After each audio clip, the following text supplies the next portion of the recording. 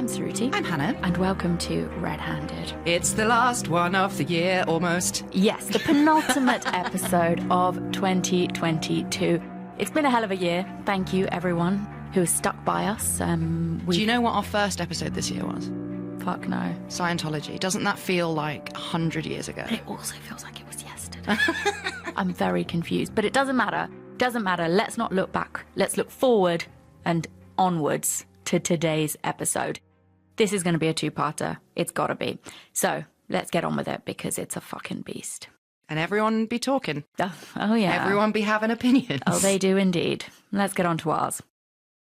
In November 2004, 33-year-old Scott Peterson was sentenced to death for the murder of his pregnant wife, Laci, and their unborn son, who they had named Connor.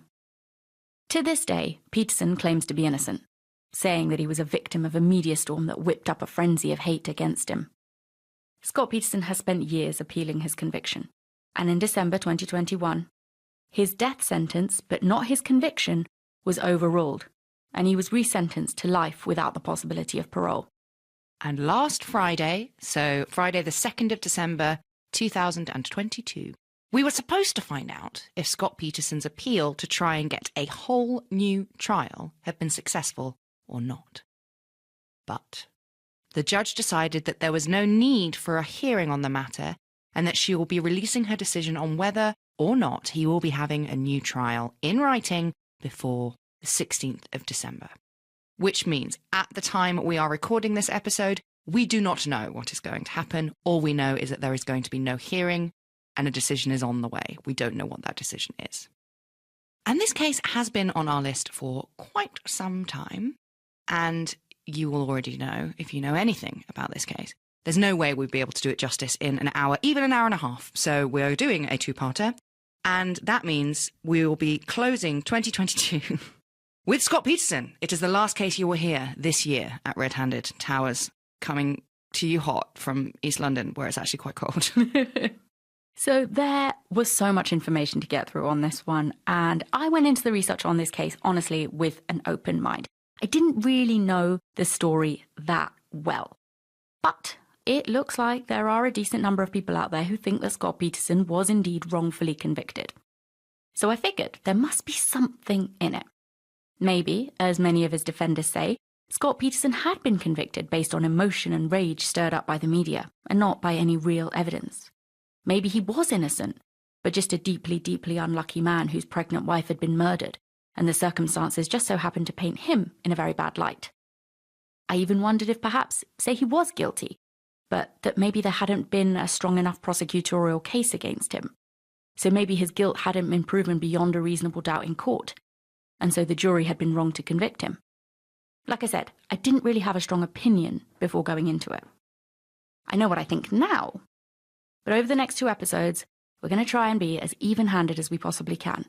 And let's see what we all think at the end. And let's try not to give ourselves hernias in the process. So, our story today begins on the 24th of December 2002, which is, of course, Christmas Eve, and this Christmas Eve was in Modesto, California. Scott Peterson said that his wife Laci woke up at about 7:30 a.m. and headed downstairs to have breakfast. He then joined her between 8 and 8:30 a.m. He had a bowl of cereal that Laci had picked up at Trader Joe's the day before. Cinnamon puffins. Are they Sure. puffin-shaped? Maybe. I don't know. Do you know what? In all the hours of research I put into this, I didn't look up. Well, when we go to our North American tour, we'll find out in Trader Joe's. Cinnamon puffins. No, don't ruin the mystery. No, I'm gonna. They're not. They're not puffin shaped. Are they like Rice Krispie shaped? No, they're like cinnamon grahams. Oh. They've just got a puffin on the front of the box. I'm disgusted.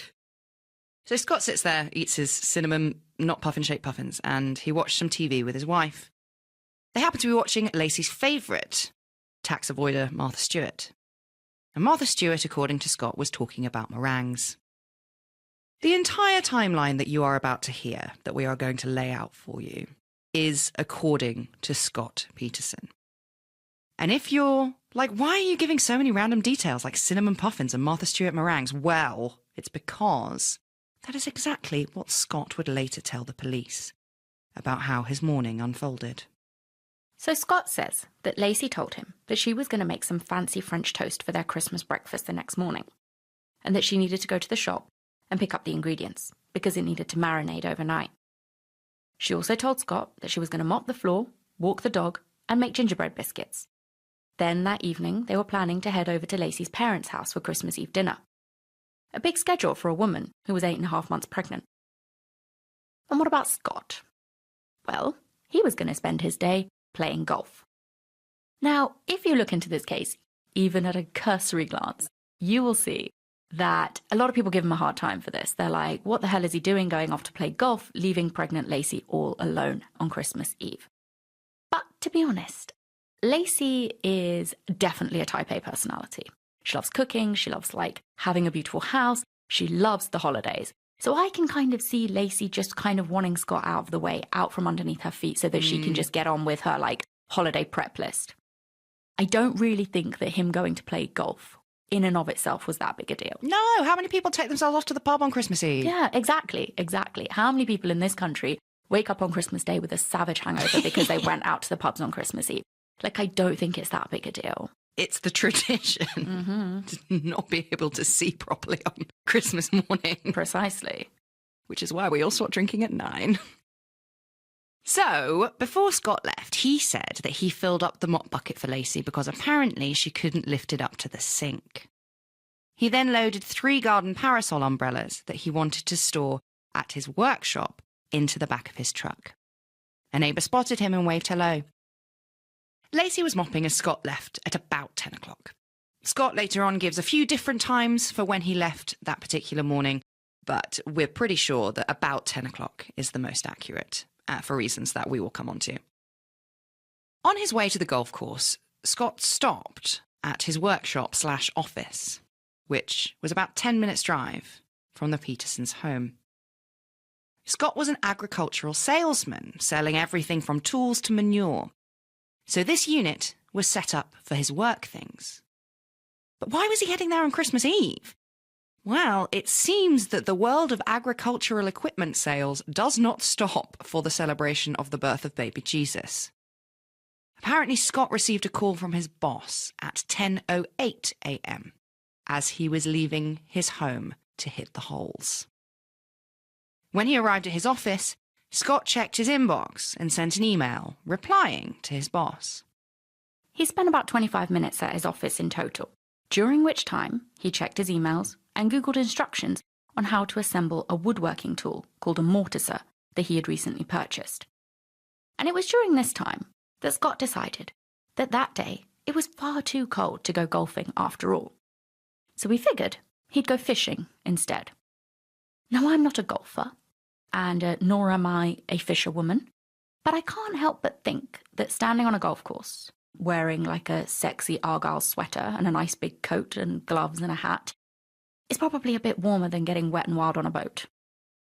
Whatever we might think, though, Scott says that he had just bought a brand new boat and reckoned that this was the perfect chance to test it out. So he hooked up this 14-foot aluminium boat to his truck and hit the road. And boy, did he hit it hard, because he drove 90 miles from his office to the San Francisco Bay, a journey that would have taken at least an hour and a half. Now again, I'm no watery activity expert, but I did take a look at a map. And there looks to be a lot of freshwater lakes in and around the Modesto area. But instead of visiting any of these, Scott drove 90 miles to go fishing. And maybe, just maybe, driving that far for a bit of fishing may not be weird to you Americans with all of your lands and your big cars and your big roads. But on Christmas Eve, when he and Laci had plans that night, everyone's on the road on Christmas Eve. Yeah, that's mad. And that's the thing. You could argue that maybe he's just like, fuck it, I do have to go to my in-laws tonight, so I'm going to go drive 90 miles to go fishing. But it does seem crazy. But we don't know many things. I know that San Francisco is fucking cold. I do know that. Mm-hmm. And I also know that salt water, like the salt water in the San Francisco Bay, and unlike in all of those freshwater lakes in and around the Modesto area, salt water corrodes aluminium, which is what his boat was made of. So Scott Peterson, a man who had been fishing his whole life, took the wrong kind of boat to fish in the San Francisco Bay and didn't remember in the whole 90 miles he was driving on his own. And he had been fishing since he was a child. Surely he would have known that. I mean, maybe he just forgot. Maybe he's an idiot. Who knows? In any case, Scott Peterson went to the San Francisco Bay.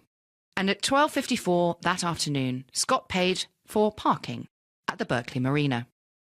Meanwhile, back at the Peterson home in Modesto, at 10:18 a.m., so not long after Scott had left Laci mopping, Karen Severas, a neighbour, had found the Petersons' golden retriever, Mackenzie, wandering around in the street with his leash on. Karen got hold of Mackenzie and put him back in the Petersons' back garden and closed the gate behind her and then went about her day. Just after 2 p.m., so a little over an hour after Scott had arrived at Berkeley Marina, he wrapped things up and headed home. And that struck me as not being a particularly long time on the water for a man who'd just driven 90 miles to get to San Francisco Bay. And some places report that he was fishing for an hour. Like even Rolling Stone, who did like a huge long-form article on this, said he was fishing for 78 minutes because they're using the parking time and the time that his mobile phone left the marina. But like, that's not true, because if you think about the time that he arrived, the time that it would have taken for him to unhook his boat from his truck, get that boat down the ramp into the water, and then get to where he fished about 2 miles away from the marina that he admitted to, and the time it would have taken for him to get back to the dock, hook his boat back up to the truck, and then leave, he probably had 20 to 30 minutes tops in the water. Scott would later say that the reason he was in the water for such a short amount of time was because he'd left his saltwater lures in his truck when he was sat in his very much freshwater boat. So he does know what saltwater is. Yep. And he said that he tried for a bit with the wrong type of lures, but he got a bit cold, he wasn't catching anything, so he just gave up and left. And as Scott left the marina, he very quickly got stuck in some heavy holiday traffic. And at 2:15, he called Laci and left the following message. Hey, beautiful. I just left a message at home. 2:15. I live in Berkeley. I won't be able to get to Villa Farms to get that basket for Papa. I was hoping you would get this message and go on out there. I'll see you in a bit, sweetie. Love you. Bye. A lot to unpack there. Before we go on, let's just clear one thing up. The basket that he's referring to in this message is a fruit basket that Laci and her sister Amy had ordered for their granddad for Christmas. So he's just saying, I haven't done it. The night before Christmas Eve, Scott and Laci had gone to the salon where Amy, Laci's sister, worked as a hairdresser and got Scott's haircut. After the trim, Amy had then taught Laci how to curl her hair with straighteners. And it was then that Amy remembered that she needed to go and pick up the fruit basket the following day, to which brother-in-law of the year, Scott, said that she didn't need to worry, he would do it for her. But he doesn't. No, he doesn't. But let's discuss the call because, yeah, like Hannah said, there's a lot to unpack there. And to me, honestly, and this is a personal opinion, maybe people have different opinions, to me, honestly, it seems rehearsed and incredibly cringeworthy.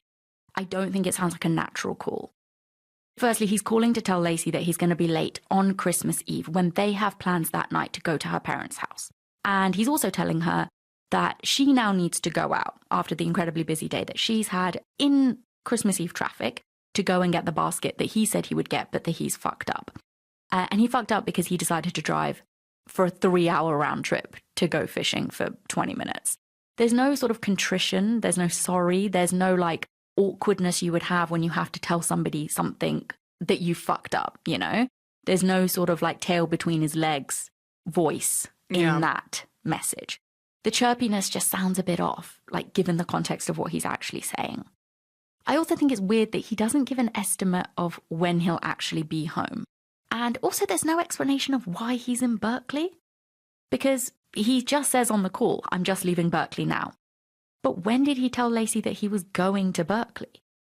He decided to go fishing there at the very last minute when he was already at his office, in his own words.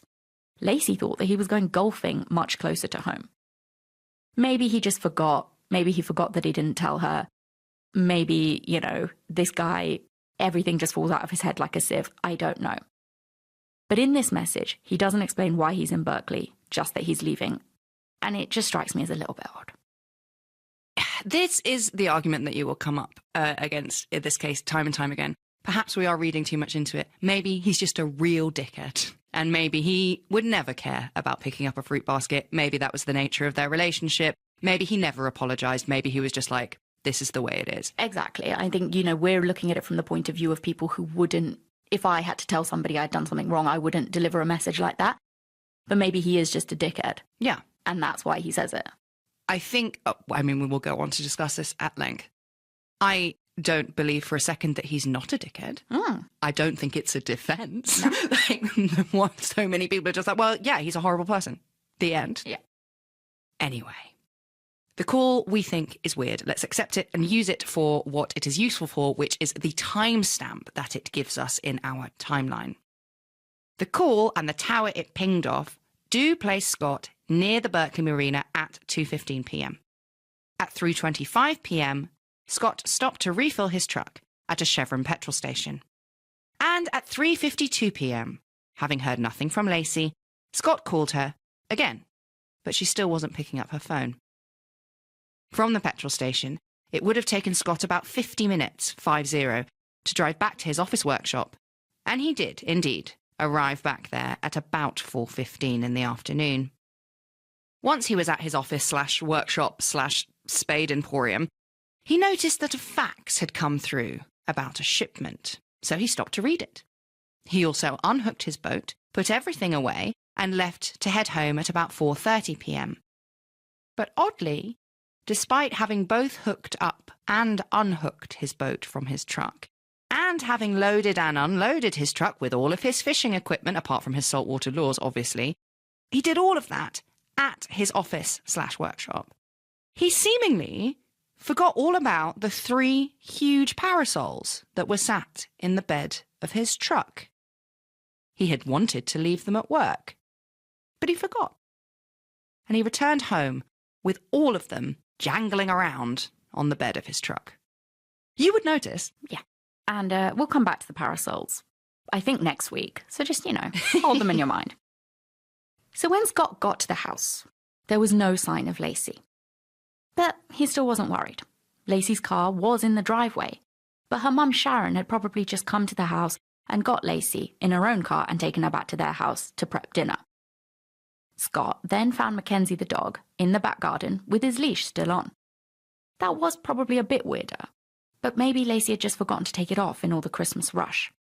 I do find it weird that Scott just assumes that Laci is at her parents' house and that he doesn't text her or call her now he's home, just to check, especially seeing as he hasn't heard from her all day. The only thing I could put this down to give Scott any benefit of the doubt is that maybe he's like, she's probably pissed at me. But not that worried that he didn't stop at the office and check his fax and do all of that before he came home. And obviously not that worried that he calls her or texts her to apologize. But maybe he's like, she's pissed at me. Let me just let her cool down at her parents' house and I'll just head over there later. Anyway, Scott, who was probably wet and probably pretty gross from being on the water all day, then took off all of his clothes and stuck them in the washing machine to run a load. He then emptied the mop bucket that was sat in the kitchen, grabbed a slice of leftover pizza and a glass of milk, and headed upstairs for a shower. That is disgusting. It just makes my stomach turn. I've spoken before about how I feel about adults drinking milk. I agree. It is not an accompaniment to a meal. That's the worst thing I can possibly think of. Makes me sick. It's so gross. So there's some people, unlike Hannah, who is very distracted by the milk situation, some people find the clothes washing a bit suspect. People are like, why does he do this? Why does he get home immediately, take off all of his clothes in the kitchen and stick them in the washing machine? I'd do that if I was soaking wet. I would do that too. Especially in salt water as well, definitely. If I'd been on a boat all day. And apparently Scott also had a habit of doing this because in his job, he works with a lot of chemicals. And so he would usually come home every night, take off all of his clothes and put them in the washing machine straight away, seeing as he did have a pregnant wife at home. Post-shower, Scott started on another slice of pizza, and he noticed that there were new unheard messages on his home answering machine. The little red light of times of yore was flashing. The first message was the one that he had left Laci about the fruit basket, being like, I'm a terrible husband, I haven't done it because I've been taking care of my own fishy needs. The second message was from Laci's stepdad, Ron. Ron was asking Laci to bring some whipped cream over to their house that evening for the pie. So now, at 5:17 p.m, about 45 minutes after he got home, Scott Peterson thought he'd better call Laci's parents and ask them if Laci was there. Which begs the question, once again, why doesn't he call Laci? But in any case, he doesn't. Sharon, Laci's mum, picks up the phone and she told Scott that Laci wasn't with them. So Scott explained that Laci's car was still in their driveway and that he'd found Mackenzie the dog with his leash still on. So where could Laci be? It was then that Sharon started to panic. And she told Scott that she and Ron would call Laci's friends and all of the local hospitals. Maybe Laci had gone into labour and she hadn't been able to call any of them. Scott tells Sharon that he'll start knocking on neighbours' doors and go to the park where Laci usually walked the dog. But not willing to take any chances, Laci's stepdad Ron called 911 at 5:47 p.m. The police met Scott, Laci's parents, and a group of Laci's friends and neighbours who had come out to help directly at the park. Everyone assumed that something must have happened there if Laci walked Mackenzie. Maybe she'd fallen over and the dog had just run home. If so, she might be lying hurt or unconscious somewhere in the freezing dark. The police even had a helicopter join the search, checking the aerial view for any sign of Laci. With enough hands on deck at the park, Detective Al Brachini asked Scott if he could go and look at their house. In the house, Brachini found Laci's keys, her wallet, and her sunglasses in a bag in her wardrobe. And, even stranger than that, Laci's phone was in her car. What 8.5-month pregnant woman goes out walking the dog without her phone? Not one single one. They are quite forgetful, though, pregnant ladies. Maybe. Maybe she would just got lost. Yeah. That night, Scott was questioned by Al Brachini, the detective at the Modesto Police Department. The whole interview is over an hour long, so we're not going to play it all for you here. We'll leave a link in the sources if you're absolutely desperate. It is worth watching. We've selected a few snippets for you, which we think give you a really good idea of the tone of the entire hour-long conversation. Pretty much got all I'm going to do. Let's just go over what we already talked about so I can make some notes.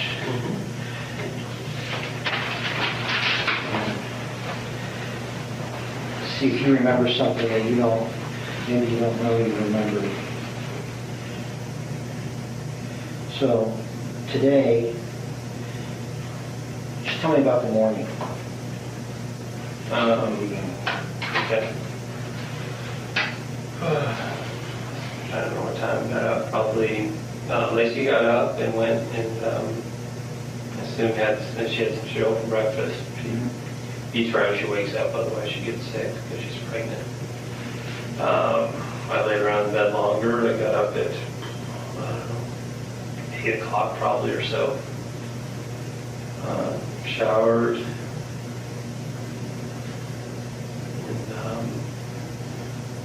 We were watching her favorite show, Martha Stewart. Watched a little bit of that.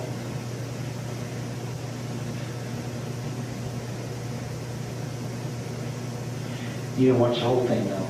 No. You remember what part you saw? I mean, I don't know what... Some cooking deal. I don't know. Cookies of some sort. They're talking about what to do with meringue. And I can't remember. Your house, you had the converted garage area. Is that your TV room, like? Or Yeah. Is that where you were then? Okay, did you eat any breakfast? Yeah, the whole cereal. Okay, and then what? When did you realize you were going to go fishing? Oh, that was a morning decision. It's either go play golf at the club or go fishing. Okay. Seemed too cold to go play golf at the club, so just decided to 9:30 or whatever than that. Mm-hmm. Just told her what she was going to do for the day, and Okay, so she told you what she was going to do for the day. yeah. And what was that? She's going to finish cleaning up. Like I said, she's mopping the kitchen floor. Take the dog for a walk, and then she is going to the store to buy for Christmas morning breakfast tomorrow, and that was going to be involved prep. So that was right, just prepping the breakfast, and she's going to make gingerbread cookies for tonight. What was she mopping? The tile in the entryway area. The entry of your front door or the entry of your little into your converted? No, not the front door, but that back door that we came in. Right, where the mop was outside of it? No. Where your dogs? The one out to your backyard? Okay, if you have the converted garage, Yeah. right, then you have the kitchen, Yeah. then you have a room with 2 chairs in it. Right. Yeah, that room in the kitchen. I don't know how far she planned to go.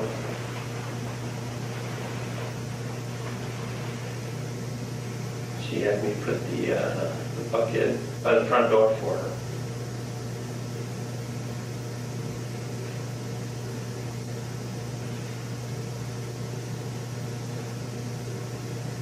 So she asked you to put the mop bucket by the front door? Yeah, she's, once pregnant, not gonna pick it up or anything, so I filled it up for her. Put it in a central place. How did you move it back after or when you come home, or how did it get outside? Yeah. Yeah. So you put it out there? Dog and the cat ran in. Yeah, she wasn't about to lift anything heavy.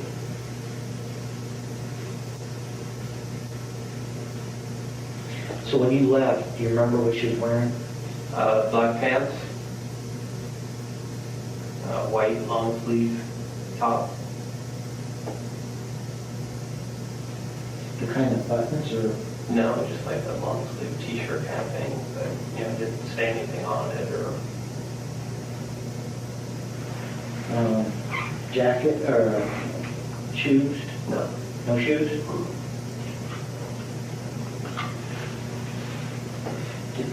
Do you notice her jacket? If her jacket was there?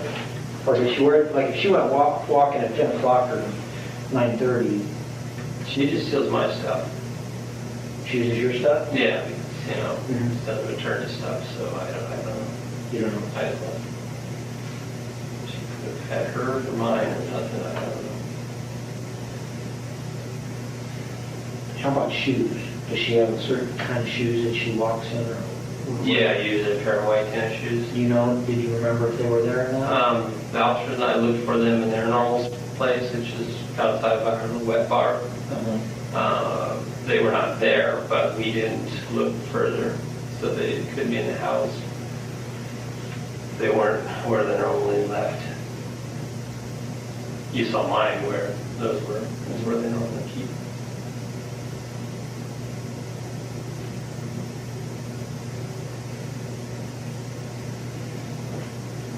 Okay, so then about 9:30 you left, and you drove your 4-door truck, and you went over to your shop, Right. and what did you do over there? I assembled my mortiser. You know what a mortiser is? No. It's a woodworking tool to make tables. Maybe you saw it on the trailer there. About yay big. Yeah. Yeah, I just got that, so I assembled it. Checked my email. Sent one email. Then took the boat up and went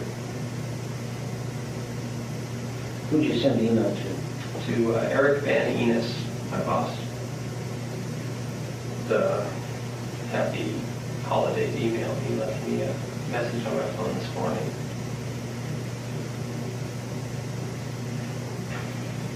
Eric Van Enos? Mhm. I spell Enos. INNIS. You know his phone number? Sure.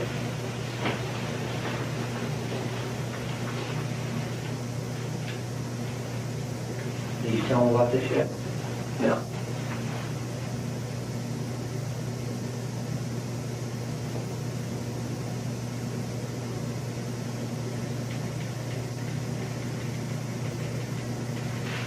Get the 559 in? No, this is going to be a number in Portugal. In Portugal? That's where your boss is? Yeah. To access internationally, dial 011. Country code is 35. The number is 191-9835-253. That's his mobile number. Does he have a home? Do you have that? Or I don't have a phone number for him. do you know what his email was? Or It's E. Van Enos. Hell. I don't know. that's what Does he live in Portugal? He lives there? Yeah. Yeah, in Portugal. Speak English? Yeah, very well. He's a Belgian guy. Okay, so you assembled this, what was the thing you assembled called? Called a mortiser. For mortise and tenon joints. Where'd you get that at? Ordered it online. eBay auction, actually. Is that for home or for work? Just for home. Like to woodwork. Yeah. You do a little bit of that?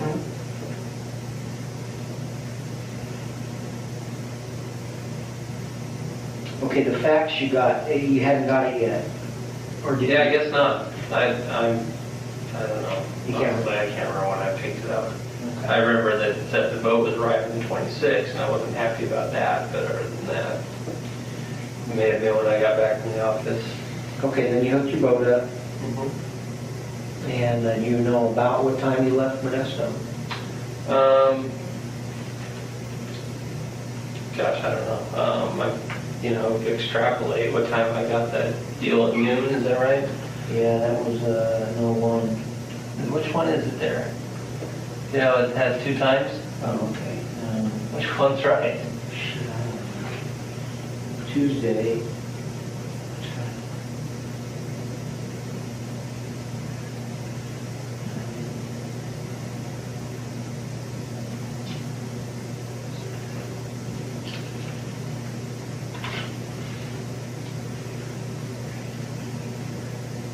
Time 12:54 on December 21st, $5 expires. Okay, expires 11:59 p.m. Tuesday. Okay, so you got there at 1 o'clock. I got there at 1.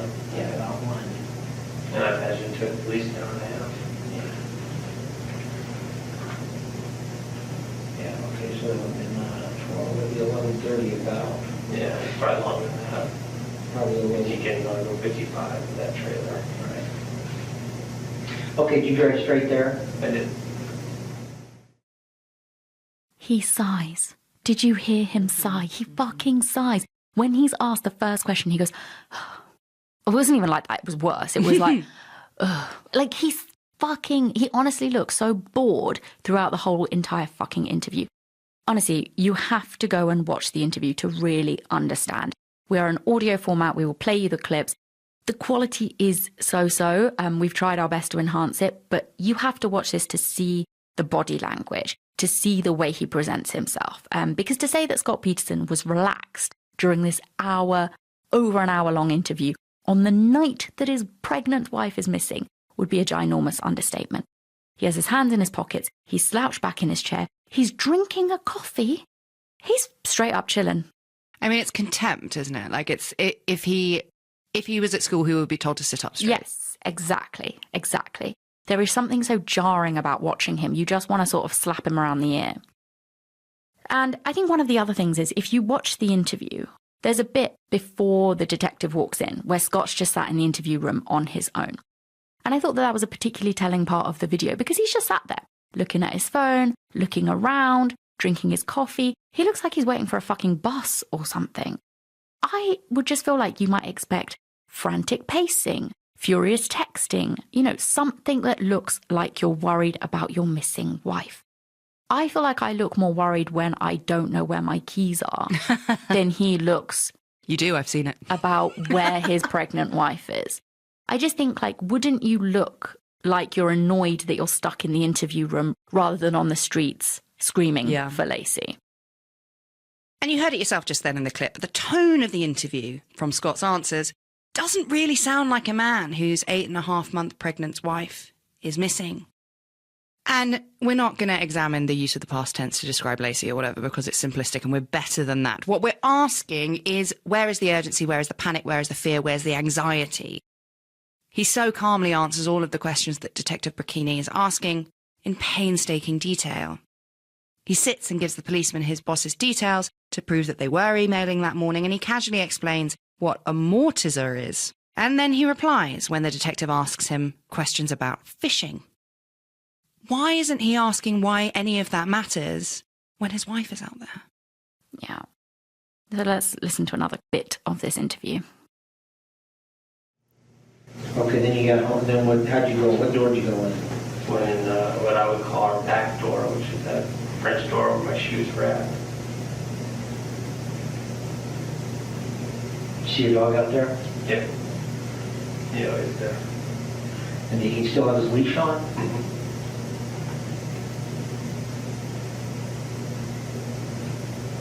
So I took the hat off, obviously.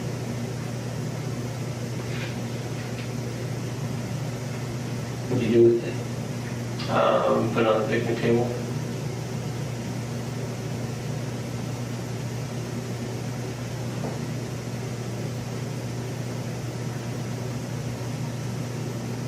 The French doors were unlocked? Yes.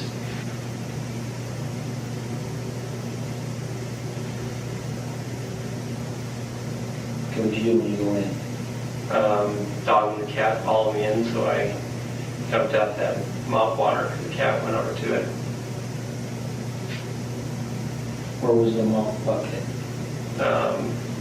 If you remember our front door, there's a little white wood piece built in, just in front of that. Okay, so your dog and cat come in, went through the doors, and your cat goes over to this bucket. Yep. And was it going to drink out of it, or? Looked like it to me. So you just picked it up and walked it out the front door then? No, that little side door.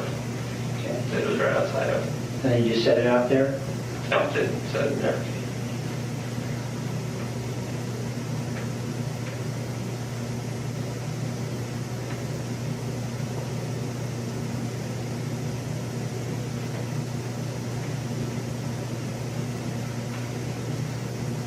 Then what'd you do? Put my clothes in the washer. Took out the rags, threw my clothes in there.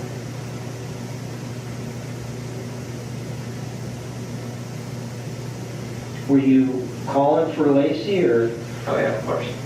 But she wasn't home? No. Assumed she's at her mom's. You put your jeans, your blue t-shirt, anything else in there? I think that green pullover was in there too, wasn't it? Yeah, I think so.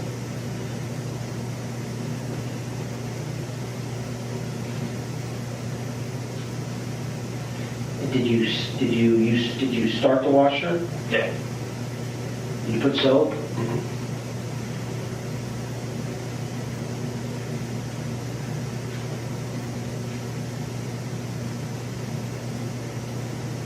Okay, then what? Grabbed some pizza from the fridge. Took the box out? Yeah, put it on the counter like it was. Glass of milk. And jumped in the shower.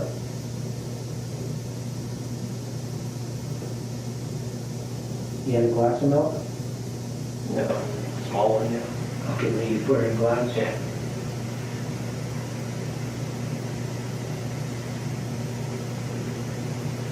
How much pizza did you have? I think just one full piece and have them bite of another one.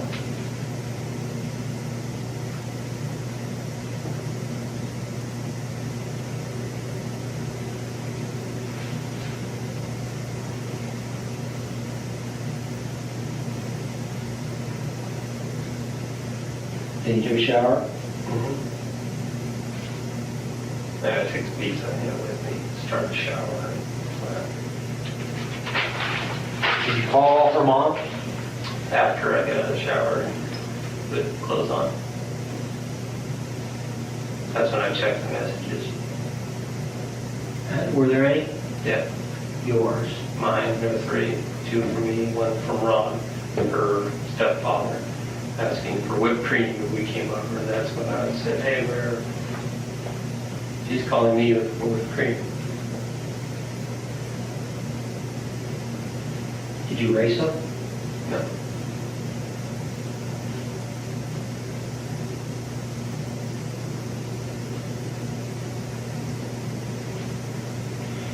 The one from Ron, do you know if that was before yours or after yours?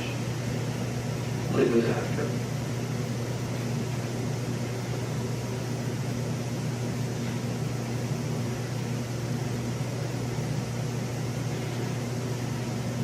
Okay, so then you called over at Ron's? That's right. Had they heard from her? No. Not all day. No, was that unusual or not? No. I think we were supposed to be there at dinner at 6 or 6:30. What's Laci's mom's name? Sharon Rocha. Ron Bransky. Are they together? Not. You call Never been married, but common law marriage, is that what it's called? Lived together for 15 years or whatever. All right. Well, that's her stepdad. But common law marriage, I mean, she called him Ron. That's what you're asking. So you guys were supposed to be there. You're supposed to go to dinner there tonight at 6:30 or last night at 6:30. Right. Okay, so you told Sharon, or did you talk to Ron? Talked to Mom with Sharon. And what I asked if Laci was there. Told me no. I had to listen to this hour-plus interview like 3-4 times during the course of this research. And the first couple of times I watched it on normal speed, and then after that I had to watch it on like 1.5 because Detective Albuquerque is going so slowly. He leaves huge pauses. And if you watch it and listen to it, you can really see that he isn't scared to hold the silence. And in my old job, where I spend a lot of time interviewing people, one of the key things you're taught during that process in the training is silence is golden. Don't be afraid of it, because when you're silent, the other person that you're interviewing will usually fill it and may give away something that they don't plan to. It's like a classic tactic. And I have no doubt that this is exactly what Burkini is trying to do. I actually saw some really weird analysis from people being like, why is Burkini being so friendly to him? Why is he going so slowly? Why does he look like this lumbering police officer? I'm not saying Burkini does everything right in this investigation, but you have to understand that I don't think that's what he's doing. I think he's already very suspicious of Scott, and he's trying to gauge a reaction from it's a this technique. man, 100%. And I think he's trying to see why every time he's quiet, Scott doesn't interrupt him. He doesn't ask why any of the questions Burkini is asking him are relevant right now. He doesn't say, what are you doing to find my wife, Laci? And Scott doesn't pipe in with ideas. He doesn't give them theories on where they should look or who else they should talk to or who else they should call.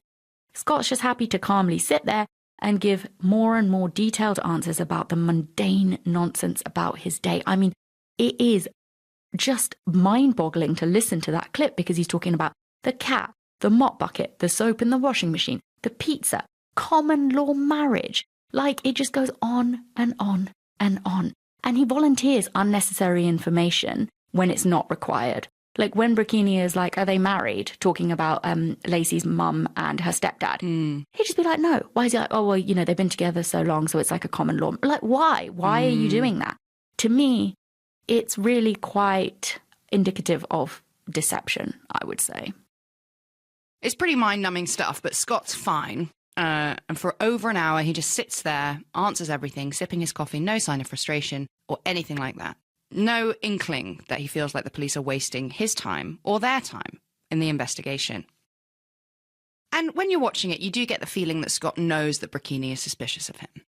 It's like he thinks that if he's amped up and tries to get out of there in a hurry, it will make him look guilty. That's what I think. I think he's overly cooperating. 100%. And that's what Burkini says about him later. I really think that Scott thinks if he's just like, let me out of here, I need to get out, that's what's going to make them suspicious. But I really think it's the opposite.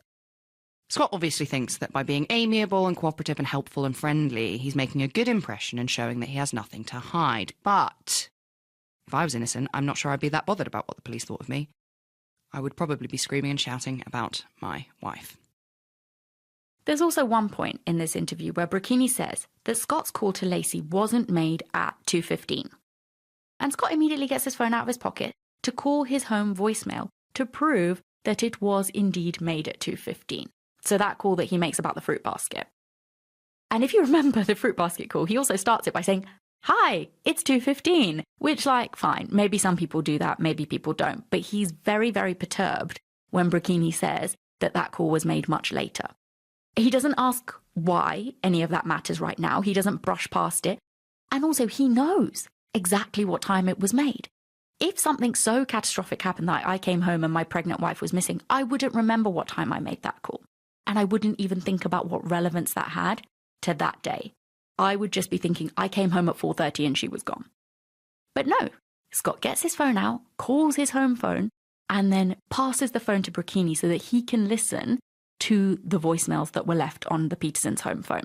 And I'm not even kidding you. There is no point us playing that clip here because it's just 3 minutes of silence. It's just 3 minutes with Burkini sat there with the phone to his ear.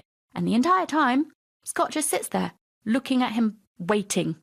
And you know, it's that look of like, you know when you're right, and you know you have proof that you're right? He sort of sat there like, yeah, okay, good, got it, I told you. And it's shocking because nothing happens during that time. He just sits there, watches him as the detective, listens to the voicemail. I'd be tearing my face off because I'd be like, are you fucking kidding me? Why aren't you out there looking for my wife?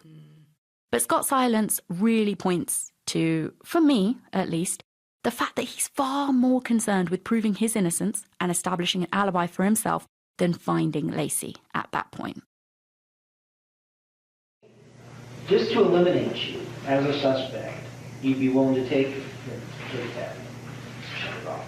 Would you be willing to take a polygraph? Yeah. They're accurate, right? Yeah. I mean, it's not nothing that can be used against you, but yeah, I believe they're accurate. Yeah. No, I'm certainly willing. Wouldn't be now. It'd be, a day or two or a week. You can think about it. But No, it's just like the next step in this thing. Sure. Really, what's left is the flyers, the canvas tomorrow, the media coverage. What concerns me the most is the fact that your dog came home with a leash on. That bothers me. I mean, no question. yeah. What concerns me most is doing anything I can to further progress. I appreciate that, and I don't want you to hold it against me. I mean, sometimes I hate asking. You got to do it. But I do. I really do have to do it, and I mean, I understand. I'm glad you have a strong support system. Yeah. And I'll give you my numbers and my cards, but there's not a lot more we can do right now, other than canvas. Well, we can do a lot.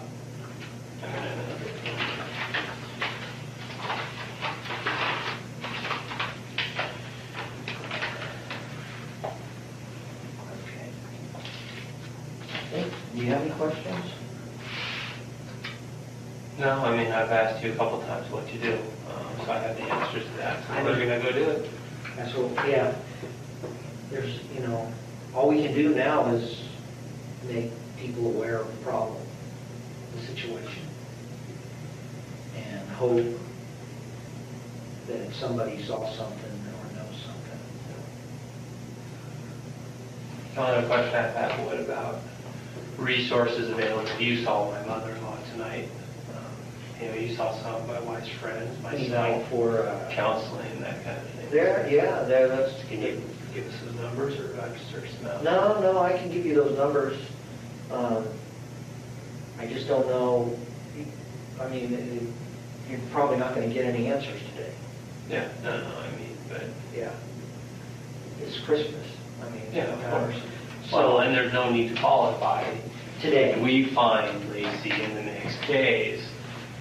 Yeah, no, I agree. Yeah, I'll give you those numbers. God willing.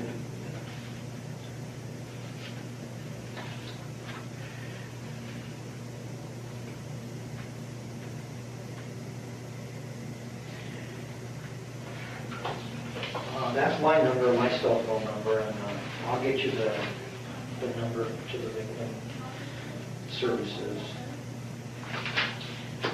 Now, where do you want to go? Oh, Tonight. physically, back to my home? So give me 1 second. Hopefully they're done over there.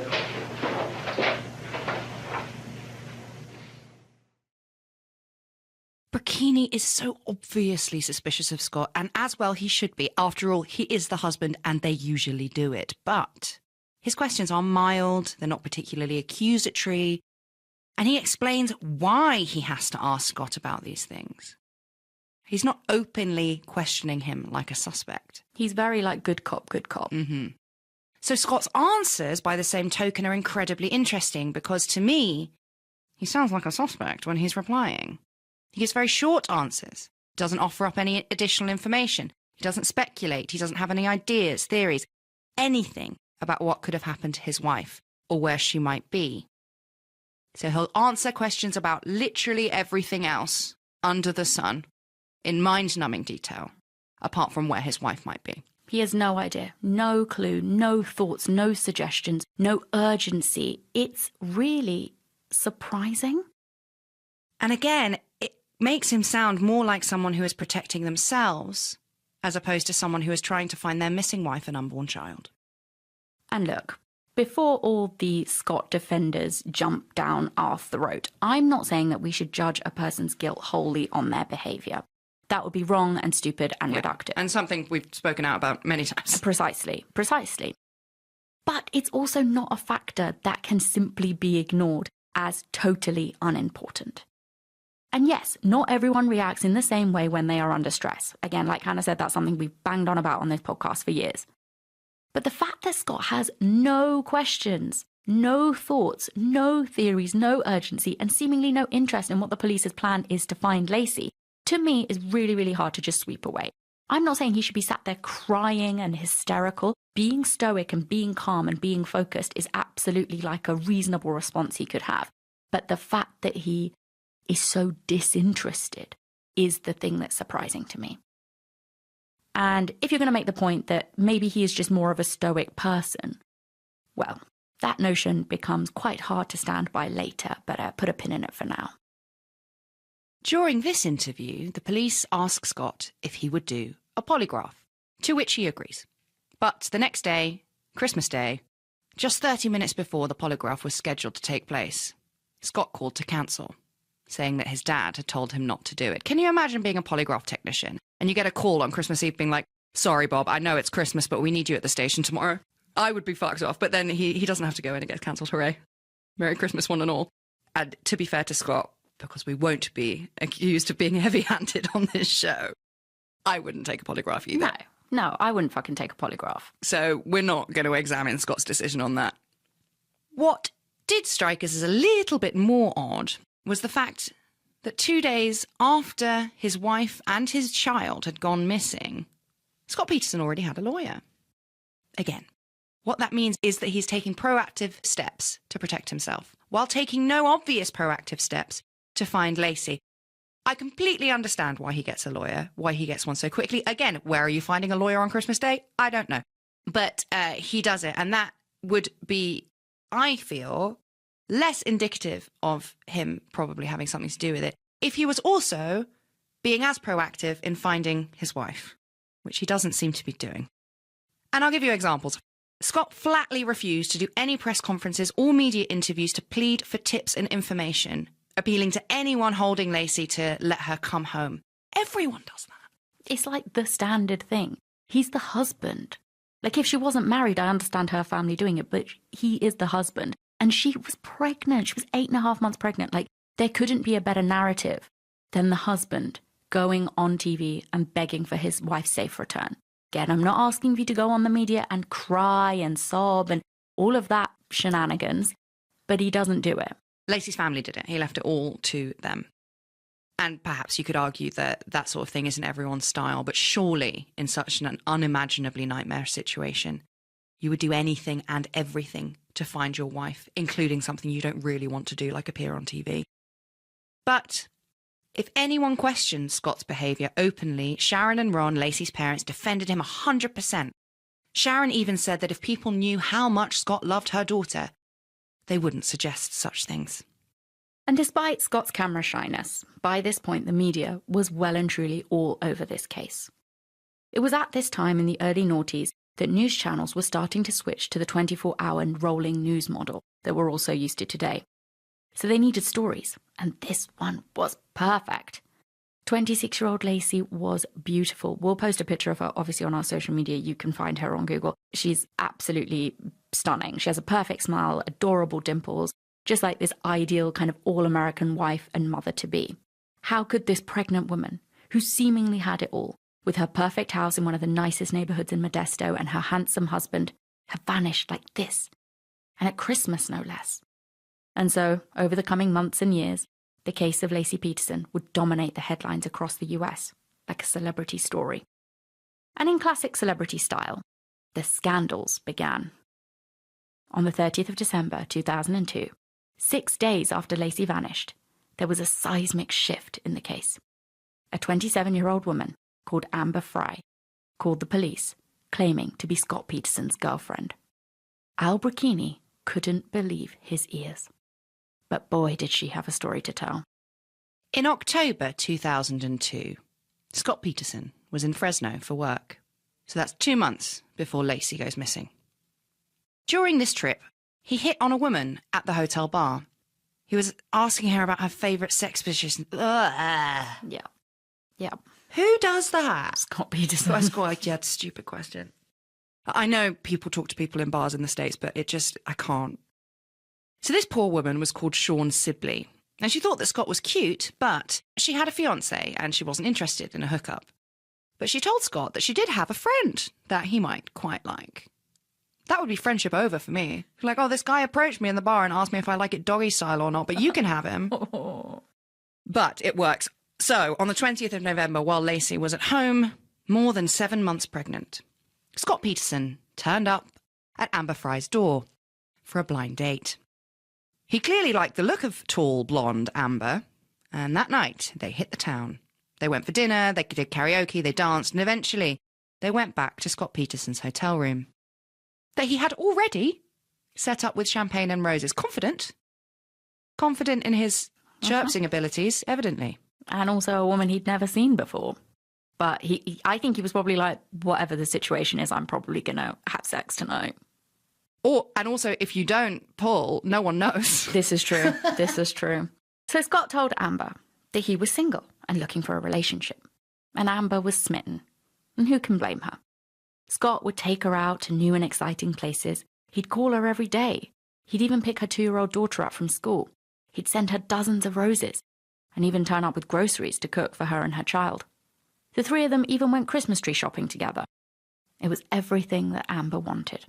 And as they set up and decorated the tree, Amber asked Scott if he had any kids of his own, and if he'd ever been married or close to being married.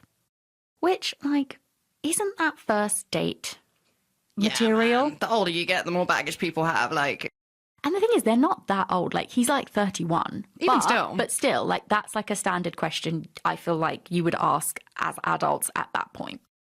Now, I'm not trying to criticize Amber here by saying, why is she bringing this up, after they've already known each other for a little bit of time. I'm just saying that it does point, in my opinion, to a relationship that was moving extremely quickly. They're getting a Christmas tree and decorating it together at her house, and she doesn't know if he's ever been married or has any kids. And it also points to, in Amber, a woman who clearly wanted to make it work with this guy. But I'm not judging her again. He's attractive, he's charming, he's successful, he comes across as stable. He's doing everything that she wants. He's presenting himself very much as the guy that she wants. So obviously she wants to make it work. And I think that maybe she was even scared to ask these questions any sooner for fear of what she might have heard. I understand when you're a woman and you've got a kid that you would be very concerned about that scaring people away. And then you're like, oh my God, there's this man who isn't worried that I have a kid that isn't his. So fucking batten down the hatches, lads. We're digging in. But Amber needn't have worried about her kid in this situation. Scott said he'd never been married and that he didn't have any children. But it didn't matter that she had a child. He just didn't want any kids of his own. He didn't mind other people's children at all. And as she was being swept off her feet, unbeknownst to Amber, a friend of hers had recognised the name Scott Peterson, whilst Amber had been gushing about her new man and how wonderful he was. And just to be clear, this person recognises the name Scott Peterson before Laci goes missing, because He meets her 2 months before Laci goes missing. This friend is just like, I think I know a Scott Peterson who's an agricultural salesman. It's not like he's seen him on the news. But this friend was extremely sure that the Scott Peterson they knew was definitely 100% married, so maybe it was just a weird coincidence. Obviously, it was not. Bingo. On the 8th of December, this friend told Sean Sibley, the woman from the hotel bar, who in turn called Scott and confronted him about the fact that he was, in fact, married.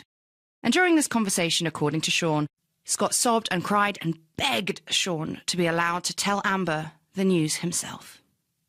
So the next day, Scott went to Amber's house and told her that he had been married before, but that he had, quote, lost his wife.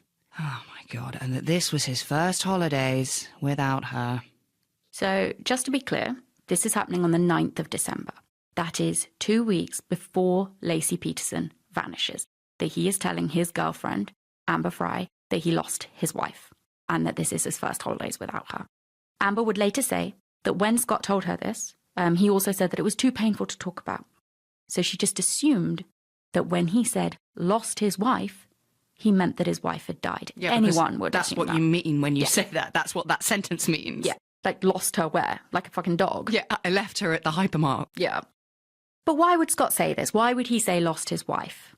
Why not say that he's separated or divorced? Lost her. It's so vague and it's such like odd phraseology. Why does he kill Laci in this lie? To me, it sounds like a fantasy he has, right? He just wants shot of that part of his life. And I also think to Scott, being a widower is a lot more sympathetic and soulful than being a divorcee. 100% that's what I think it is because if someone dies, there's nothing you can do about that. And it's not your fault. Yeah, if you're divorced, it takes two to tango. Exactly. Like, it's... I 100% understand why he would say that. Yeah. But it also...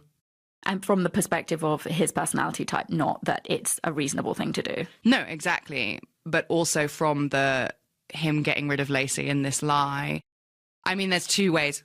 Either he knows he's going to dump Amber so it doesn't matter anyway. Or he's like, well, I'm never going to have to explain Laci because I'm going to kill her.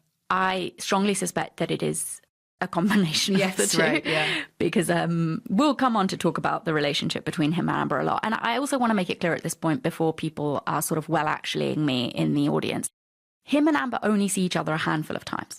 This isn't this sort of like a romance where they see each other daily or every weekend. It's not this sort of fully fledged physical affair. They only see each other a few times, but it goes on all the way through to February, right? And Laci goes missing bang in the middle of that.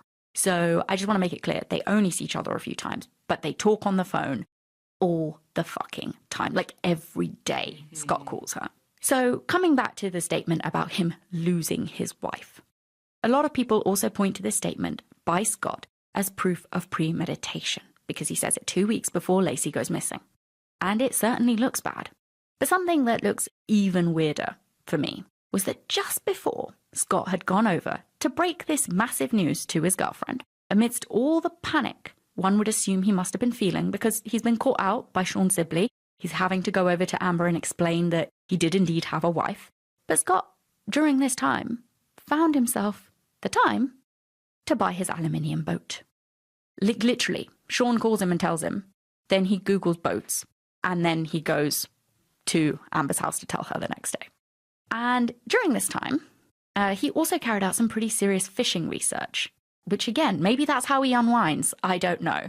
But internet searches made from the Peterson home that day that Sean confronted him included things like boat plus ramp plus San Francisco Bay, Berkeley Marina, Pacific nautical charts, velocity maps for currents in San Francisco Bay, and current maps for Brooks Island, a small island in the bay. This all points to a very detailed fishing trip plan that Scott's coming up with. 2 weeks before his wife goes missing and 2 weeks before he went on a fishing trip that he says later was a spur-of-the-moment decision made on the day. And again, it's very interesting that he sat there doing all of this while he's over a barrel with Amber. So after Scott's revelations to Amber about his quote-unquote lost wife, Amber was deeply moved by this heartbreaking story, and she asked Scott if he was sure that he was ready for a relationship with her. It's so manipulative. And he said, that he was. He assured her that he was. And he proved it. On the 14th of December, Scott turned up at Amber's house with 3 dozen red roses and a bottle of champagne. And then he took her out to a party. Meanwhile, back in Modesto, Laci Peterson went to a Christmas party on her own. Knowing that he wouldn't be able to keep making excuses to see Amber over the holidays, that night Scott told his girlfriend that he was going away until the new year. First, he was off to Maine to be with his family. And then he was heading to Europe for a bit. He's so glam. Any particular part of Europe? Oh, he goes on to tell you all about that later. Interesting. Scott called Amber on the 23rd of December, so Christmas Eve, saying that he had been duck hunting with his dad. But he wasn't duck hunting with his dad in Maine. He was actually in Modesto planning a trip to his wife's sister's hair salon for a trim. Over the next 2 days, Amber said that she didn't hear from Scott at all. This would have been Christmas Eve and Christmas Day, the day that he was fishing in San Francisco Bay, and the next day that he was looking for his missing pregnant wife. But on the 26th of December, Amber thought that she would call him. She thought that he was flying to Paris for his little Euro trip. And she was planning on just leaving him a nice little voicemail, a nice romantic little voicemail for him to listen to when he landed. So she was shocked when he picked up the phone. And when she asked him where he was and why he wasn't on a plane to Paris, Scott said that he was actually in New York and that his plane had been delayed and that the airline had given him some money so that he could get a massage and a sandwich. And he does this whole show of how annoyed he is that his plane's been delayed and all of this. And I'm sure that a massage and a sandwich would have been exactly what Scott Peterson wanted at that point. Because, of course, on the 26th of December, he was in fact up to his neck in a police investigation for his missing wife. And I bring up this incident because there are so many like this, but this particular one shows you just how easily Scott Peterson lies. I think what happened is Amber called him and Scott had forgotten that he had told her he was going to be on a plane. And he answers the phone and then he realizes he made a mistake and he has to lie on the spot. He lies so easily, his lies are so detailed and they just roll right off the tongue for him. And he stays so calm in all of these situations, despite being in the middle of a massive fucking manhunt looking for Laci, in which he probably also knows that the police are looking right at him. But even Amber was starting to get suspicious now. So she asked a police officer friend of hers to look into Scott. And again, this is crazy. Unbelievably, Amber Fry hadn't seen any of the news about Laci and Scott on TV. So she had no idea who he really was. And also remember, he's not going on any of the cameras. He's not allowing any pictures of him to be taken. So she hasn't seen his face plastered about anywhere. So she calls her friend and this police officer looks into it for her. But he doesn't have to look very hard, obviously. Because on the 29th of December, her officer friend called Amber and gave her the number for the Modesto Police Department and told her to call them immediately. Amber Keeney sensed an opportunity was afoot. Amber had come straight to them. Scott had no idea that she knew anything. He really has so much contempt for Amber. When we listen to the calls between him and Amber that take place, spoilers, you can really tell he thinks she's stupid. He is a man who thinks that he's smarter than everybody, but he really, really thinks that she is thick as shit. I think he thinks everyone is thick as shit.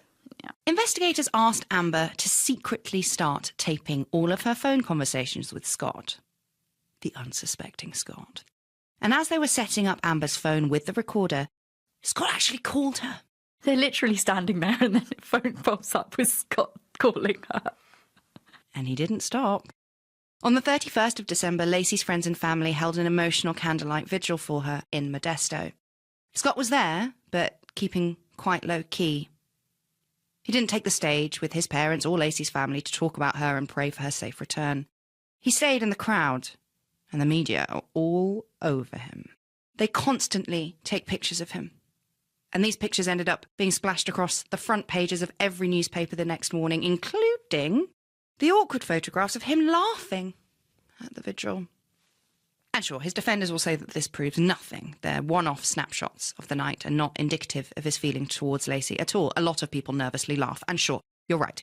But when you listen to the call that Scott made to Amber Fry from the exact same vigil, that exact same night, well, the whole, here is just a guy who struggles to show his emotions, He's shy, he's stoic, he's struggling to know how to cope and act, blah, blah, blah, blah, blah.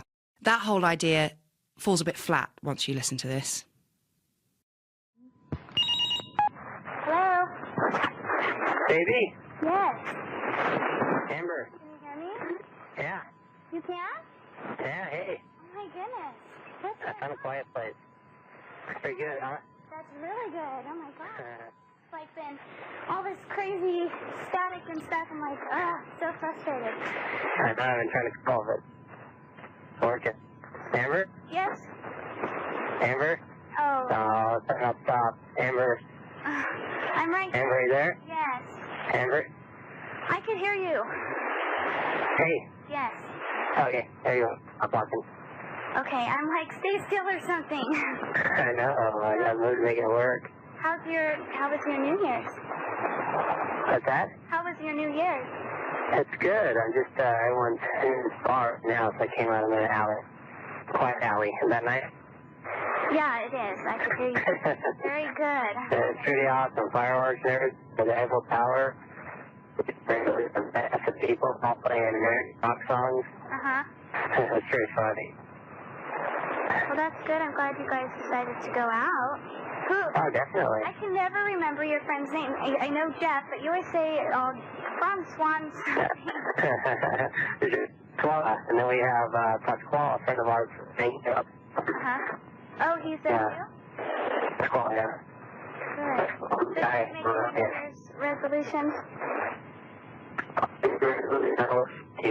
What was that? Should be. Should be? What should my New Year's resolution be? Oh, I don't know. That was my question. Remember? Oh, I didn't think of that. I'll come up with something good. Yeah, you have to tell us. So where are you headed? Well, I don't. Did you get my message? No. You didn't get. Did you leave him? Yeah, Wait, message. I left you a message because I was like, well, I hope you at least get that. But I was going to, or the San Francisco thing didn't work out, so I'm probably most likely going to go later to Sean's. Are you there? Hello?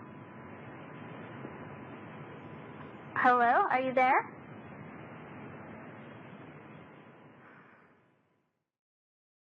Doesn't sound very stoical or catatonic to me. It doesn't sound like a man who's not in touch with his emotions. He's literally standing at a candlelight vigil for his missing 8.5-month pregnant wife 6 days after she went missing. And he's making that call to Amber Fry. If he had nothing to do with anything, how can he bring himself to have this conversation? People can compartmentalize, sure. But when you pair this with everything else we've talked about, I just don't know how people sweep this under the rug and keep making excuses for him and saying that his behavior doesn't matter, that it isn't indicative of anything. This call is so jarring. And he called Amber again at midnight California time to wish her a Happy New Year. And that call lasted over an hour. Not a man who's putting a whole lot of time into looking for his wife. It doesn't seem so, does it? No. That's the thing. If people are going to say, that how can we say he wasn't proactively looking for her? There are only so many hours in the day, and I would probably think that quite a lot of those would be being used on looking for your wife. So as the days and weeks passed, the police struggled for new leads. A lot of people accused them of not having looked at any other suspects apart from Scott. But again, that's just not true. The police looked into all the recent parolees in the area, particularly those who had any sort of sexually motivated crimes in their past. They also looked into very carefully Laci's stepdad, Ron, and her brother, Lee, was actually a major suspect for a considerable amount of time at the start of this investigation. And they also looked into a whole range of other people who had known Laci. But the police found nothing on any of them. And so yes, Scott was their main suspect by this point. But think about it. Up until now, he's calling Amber regularly, still happily chatting away to her like her boyfriend. And he had also completely filled Connor's nursery with junk, even though the due date wasn't until February. It's only January. Like, if you fill a room like that with office chairs and mattresses like he does, and there's pictures of this, he says that he put all of that stuff in there to stop the media looking through the window? There's a blind. Just fucking close the blind. Why do you need to put a bunch of junk in there? Again, people will say that it's just behaviour, it doesn't prove anything. But to bring yourself to fill your unborn baby's nursery that was like beautifully laid out, very sickeningly ironically with a fucking nautical theme, with junk, you really are telling me, and this is my opinion, that you don't think that that baby is coming home anytime soon. Yeah. And also, on the 8th of January 2003, so 2 weeks after his wife went missing, Scott Peterson decided to treat himself because he added the Playboy channel to his cable situation. And 5 days later, he added the 10 Ecstasy package, a more hardcore pornography channel. Again, different people are different. I wonder how you could be horny at a time like this. This is the thing that, like, I really want to hammer home about this sort of, like, behaviour and personality analysis. If it was one thing, exactly, then we would probably be sitting here making the argument that you can't put much stock in it. But it's just a lot of things. It's a lot of things. You know? It is a lot of things. You're right. And his defenders, I know, will jump up and scream that he's just a poor little sex addict. And, you know, this was his way to cope. I don't know. Maybe. But even if that is true, you can look at porn on your laptop. He's got a laptop. He's got several laptops. He's got a fucking work office with a computer there. You can look at porn on your phone. This is 2002, 2003. The thing to me about him adding it to the cable channel list on his home TV, it really seems to indicate to me that he's not very concerned that Laci's going to walk through the door the next day after having been missing for weeks and be like, what the fuck? Him adding it to his home TV kind of tells me that he doesn't think she's ever coming home.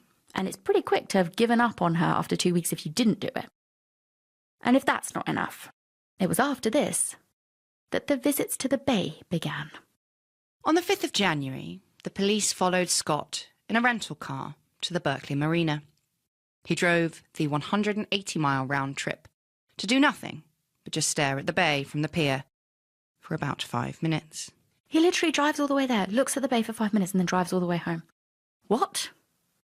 He really works hard, not smart, this boy, if he's looking for Laci. You're right, because the next day he did the exact same thing. He drove all the way there, looked at the water for 2 minutes, and then went home again. And we know that this happened because the police put a GPS tracker on him. And they also followed him. And they were also there, and they could see him.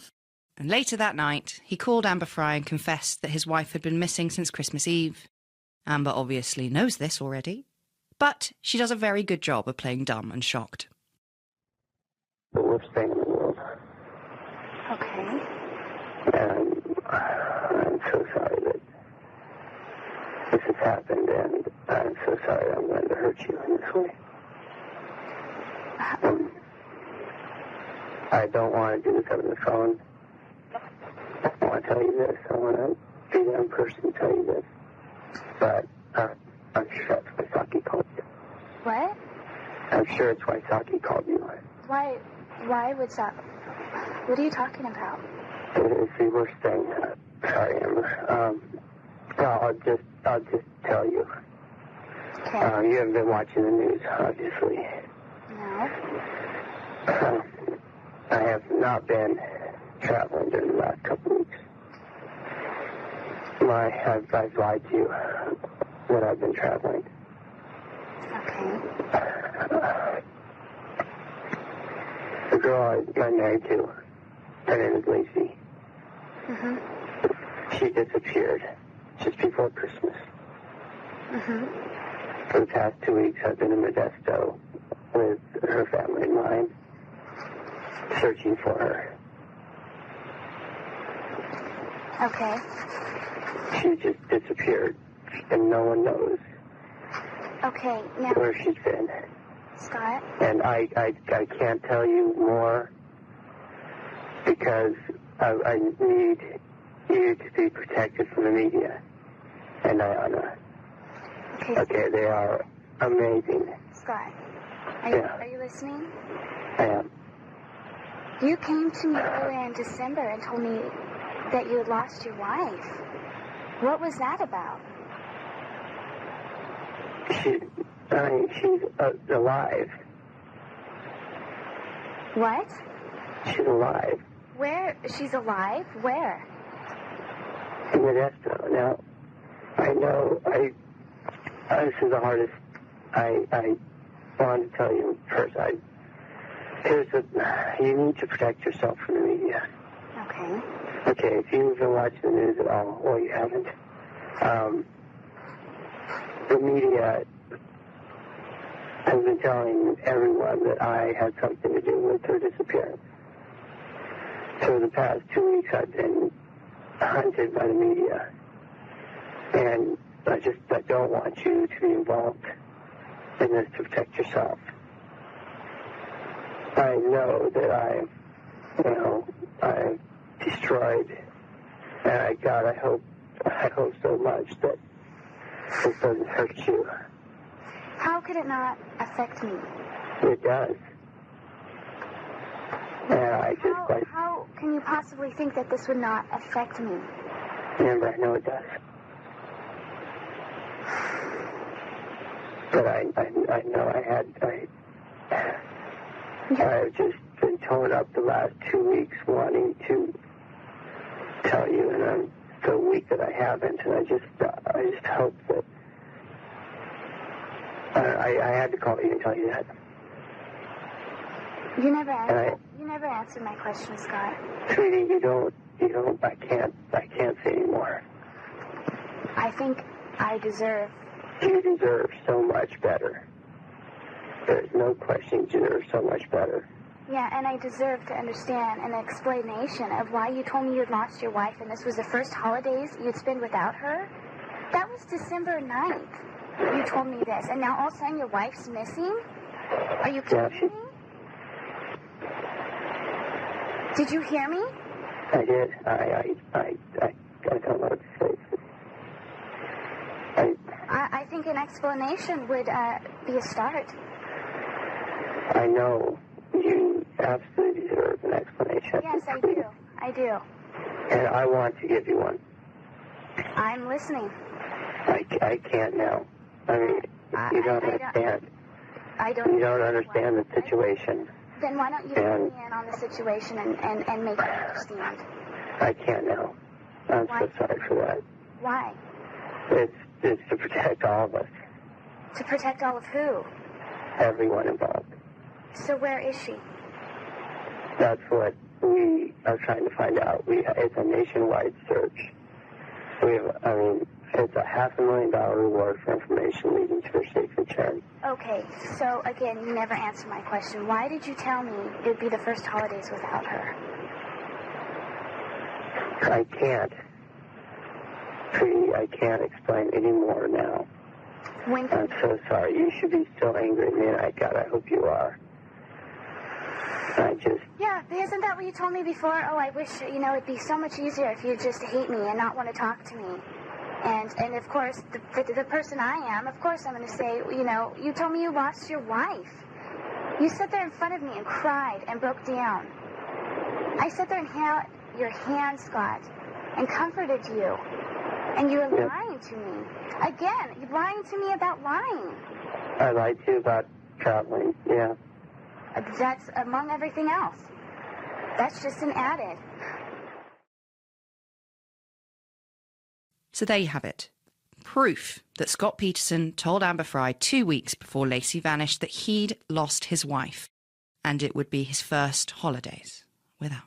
Because I know we already told you guys that, but I think some people ignore this call and say it's just Amber Fry saying that he told her that.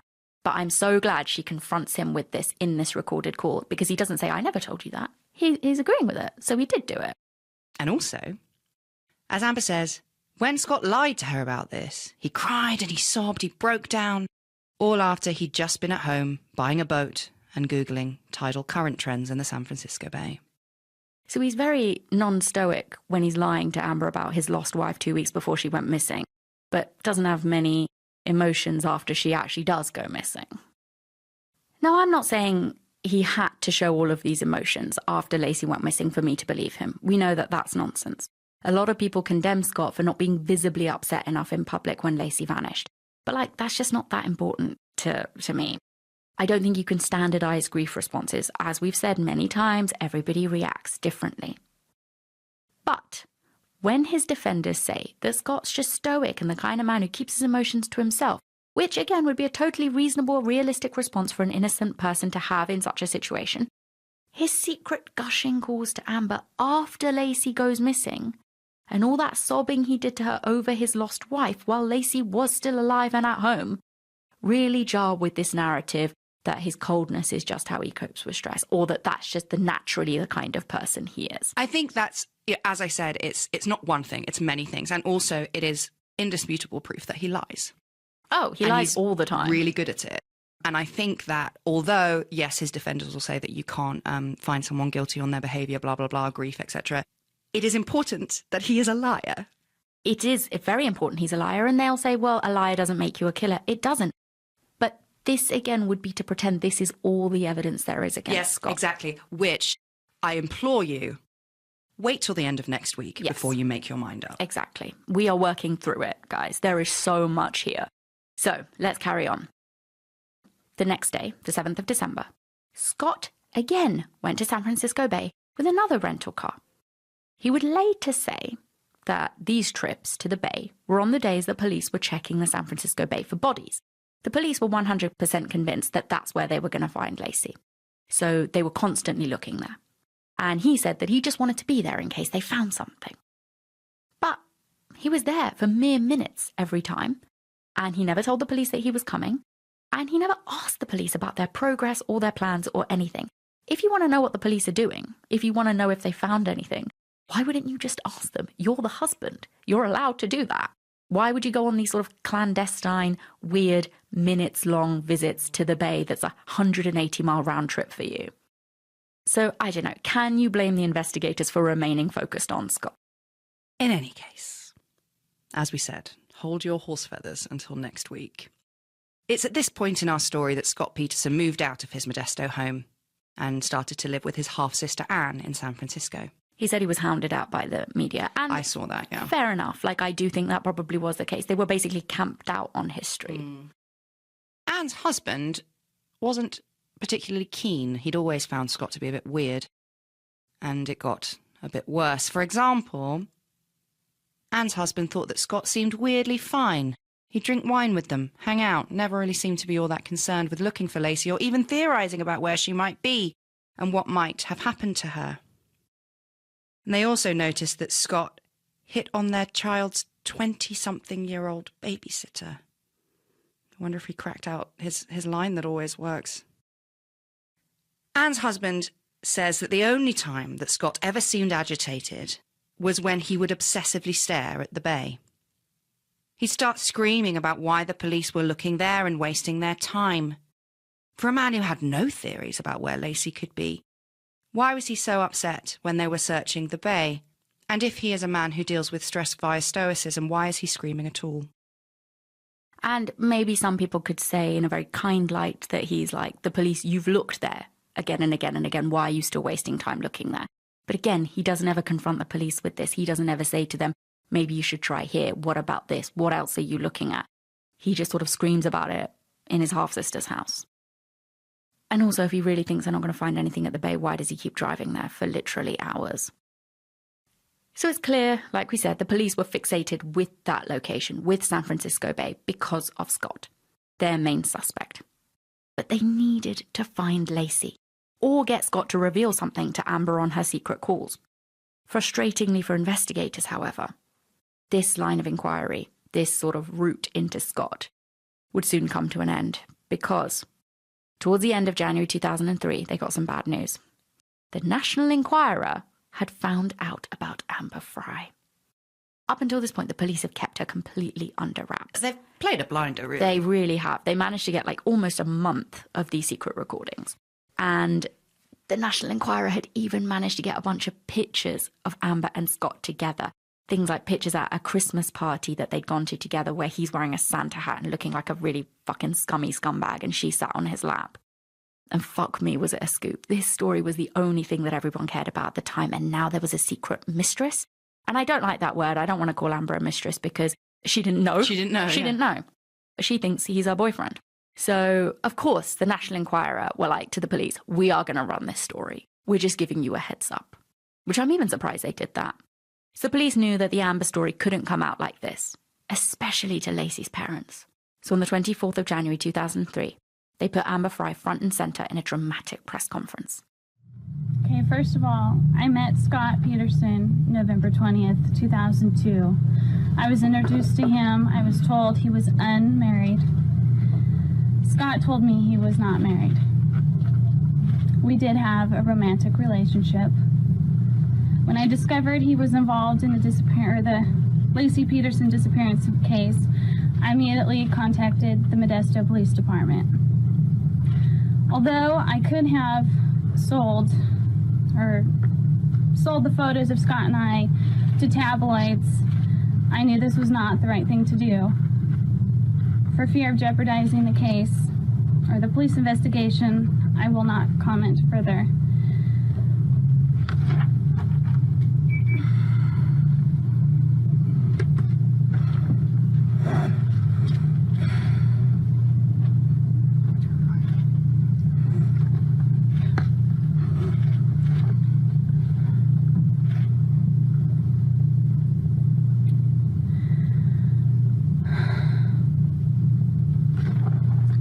Very sorry for Laci's family and the pain that this has caused them. And I pray for her safe return as well. I would appreciate to my friends and acquaintances to refrain from talking about me to the media for profit or recognition. I am a single mother of a 23-month-old child, and I ask to respect my privacy. Thank you. Up until this revelation, Laci's family had been on Scott's side, and their public support was the only thing that had stopped Scott falling deeper into a megapit of suspicion. But after the Amber affair comes out, that support was so gone. And it was gone from elsewhere as well. Even Anne, Scott's own half-sister, asked him to move out. And I just want to make it clear. I think a lot of people point to this and be like, look, Laci's family were on his side until the Amber revelation came out. Like, they only turned on him because they found out he was cheating on their daughter. But, like, remember, Scott lies, and he's incredibly manipulative. Whether you think he killed Laci or not, he's incredibly manipulative. He's very good at putting on a front. So obviously they thought that he was a good son-in-law because he would have acted like the perfect son-in-law whenever they were around. And we will go on to discover that Laci and Scott had had many problems in their marriage before Amber came along. But Laci never told her family anything because people are embarrassed. People don't want to. Some people are very private. They don't want to even tell their family that their husband is a piece of shit. Like, she kept these things to herself. So, yeah, man, I know so many people who do that. So I'm not surprised at all that Laci's parents thought that Scott was a great guy. Everybody did. Defenders of Scott will say that this sort of thing is what made the public so emotional when it comes to this case, and that this is the information that damned Scott, not any real evidence. A love rat does not make a murderer. This is the thing you will hear again and again and again with this case, that Amber Frey was the nail in the coffin for Scott Peterson, and that it was this rage that everybody felt towards him that put him in prison and nothing else. No, I disagree. And sure, this information made a lot of people really angry with Scott Peterson. I just don't think that this and this alone is what sent him down. Spoilers. And also, I don't really believe that his affair, his lies, and his behaviour tell us nothing about him. It actually tells us a lot about his personality. Something that would be absolutely ridiculous to ignore. People constantly go on about his behaviour doesn't mean anything. Since when in any crime does a killer or does a person's personality have no impact on the type of crimes that they commit? Exactly. It's always a part of the puzzle. But again, those who think Scott Peterson is innocent say, oh, well now, look, This whole thing about Amber Fry is out. It makes sense. The reason he was acting so weirdly, not wanting to go on camera or show his face to the media or make appeals for Laci's return, was because he was hiding a secret girlfriend, not a murdered wife. And I'm sure that this was the reason. But does that not tell you a lot about his fucking priorities and his instinct of self-preservation? And also his total disregard for his pregnant wife's safety or well-being? Like, okay, say he's got a secret girlfriend and then his wife goes missing and it's nothing to do with him. Would you really be like, I can't make any attempts to proactively look for my wife using the media in case my secret girlfriend finds out about it? My secret girlfriend, who I'm still calling every single day, by the way. Like, look at his prioritization. That will tell you what you need to know. Or that will tell you something. It should tell you something. So once the Amber Fry revelation was out in the open, Scott couldn't just hide in the background anymore. And he didn't need to. Amber now knows. Well, she knew before, but he now knows she knows. So he gave an interview to Diane Sawyer. Former beauty queen Diane Sawyer. Oh, and still a babe. Mm-hmm. Still a babe. So let's listen to some of this interview, shall we? I think everybody sitting at home wants the answer to the same question. Did you murder your wife? No, I did not. And I had absolutely nothing to do with her disappearance. And use the word murder, and yeah, I mean, that is a possibility. It's not one we're ready to accept, and it creeps in my mind late at night and early in the morning. And during the day, all we can think about is the right resolution is to find her well. But as you know, increasingly, in the public, suspicion has turned on you. Yes, definitely. Did you ever hit her? Did you ever injure her? No. My God, no. Violence towards women is unapproachable. It is the most disgusting act to me. And I know that suspicion has turned to me. And it's turned to me, one, because I'm her husband, and that's a natural thing. And I've heard all the statistics on all the news shows about that being, someone that a husband, ex-husband, a boyfriend, that is statistically one who would be responsible for her disappearance. And I'm sorry, I forgot your question. Did you ever hit her? Did you ever injure her? No, never. I was answering your question because of the suspicion that it's been turned to me. And it turned to me because of the inappropriate romantic that I had with Amber Fry.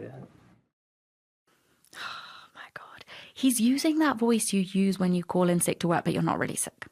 It's like, just so sad. So sad about it. I really want to come in. I just don't think I can. I could work from home for a bit, though. Fuck off, Scott. Right, let's listen to another bit. Amber Fry came forward. I'm glad she did. You are? Definitely. Why? It's the appropriate thing to do. And it really shows what a person of character she is. And it allows us to get back looking for Laci. Did you tell her that you were not married? I did. And then when Laci disappeared, I called her, and admittedly it wasn't immediately. It was a couple days after Laci's disappearance that I telephoned her and told her the truth. The truth? That I was married, that Laci disappeared. She didn't know about it at that point. And then she contacted the police. Lies. Amber Fry found out about Laci from the news, and she found out about Scott from her police officer friend, not from Scott. Scott never ever told her this. Were you in love with her? No. Was this the first time? Are there others out there? No. There's no one else who can come forward? No. I owe a tremendous apology to everyone. Had you told anyone? Did you tell police? Told the police immediately. When? That was the first night we were together. The police, I spent with the police. You told them about her? Yeah, from December 24th on.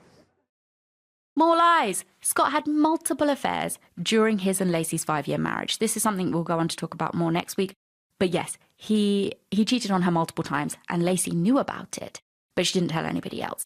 And he absolutely did not tell the police about Amber Fry on the night of the 24th. I watched that fucking interview 4 times. In fact, let's listen to a little clip from that initial police interview on Christmas Eve, shall we? You guys haven't had any problems, marriage problems? Everything's good? Mm-hmm. You've been married 4 years? Yeah.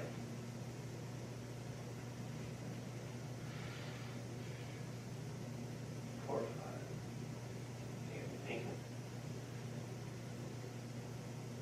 I guess it's 5. I think I got married in 97. So you were married in 97? I believe so.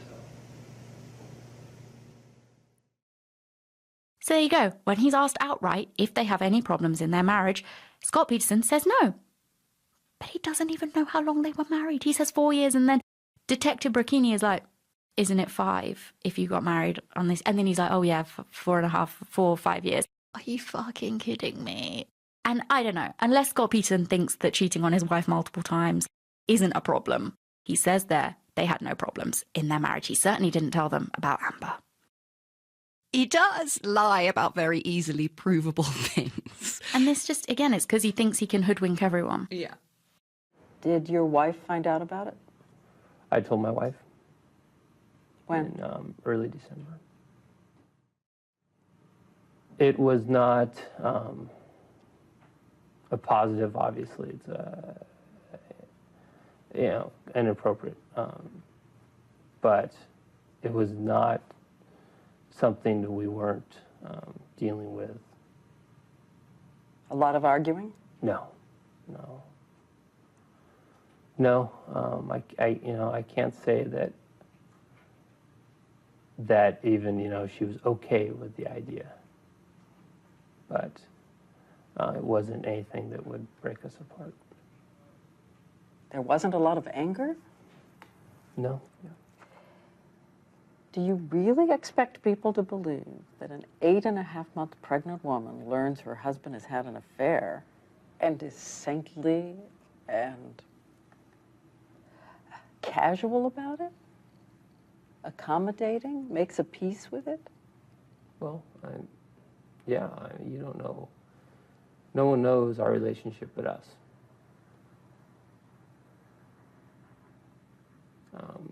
And that's at peace with it, not happy about it. Why did you tell her? It was the right thing.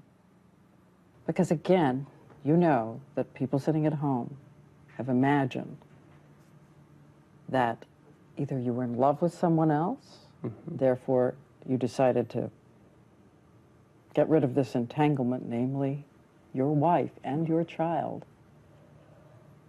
or there was just an angry confrontation. Neither of those was the case. It's that simple. He insisted all was well between him and Laci. Tell me about the state of your marriage. What kind of marriage was it? God, the first word that comes to mind is, glorious. We took care of each other very well. She was amazing. He is amazing. Laci was okay with the affair. Who would believe that? That is like the worst bit of the interview, where he's just like, yeah, I told her and she was fine. She was okay. She was okay. We were okay. It wasn't going to break us. What?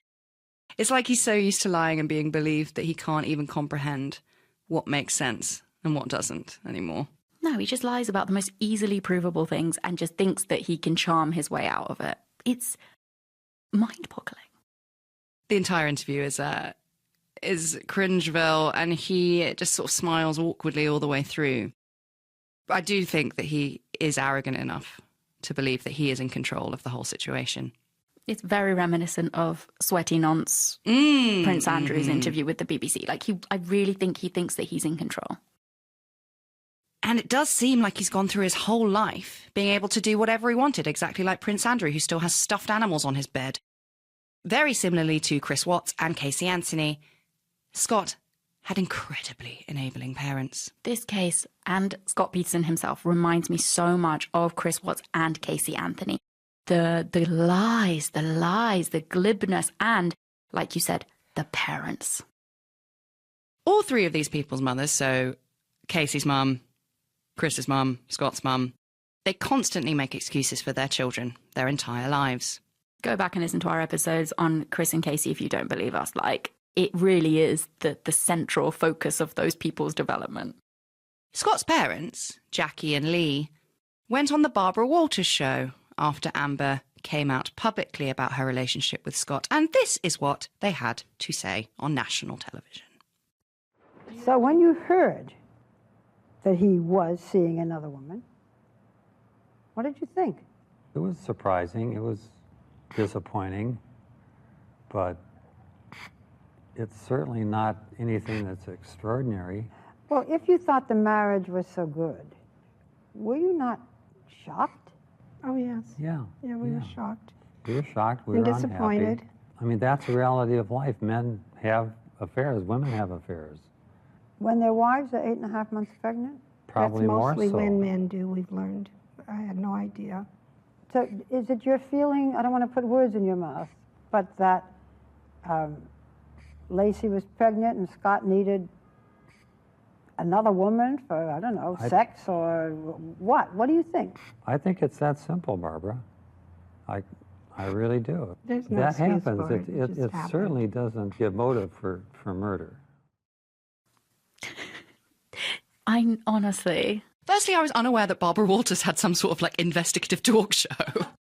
When did that happen and how did it pass me by? I mean, it was in, like, fucking years ago. So who knows if she's still kicking about and doing that. But it really is just so shocking. They're just like, more men cheat on their pregnant wives than not. We've done the research and we've found out that this is actually completely statistically normal. I know. Jesus fucking... You kind of keep waiting for Scott's dad to be like, I mean, not me, though. But he doesn't. No, he's like, men do this. Yes. Women do this. People do this.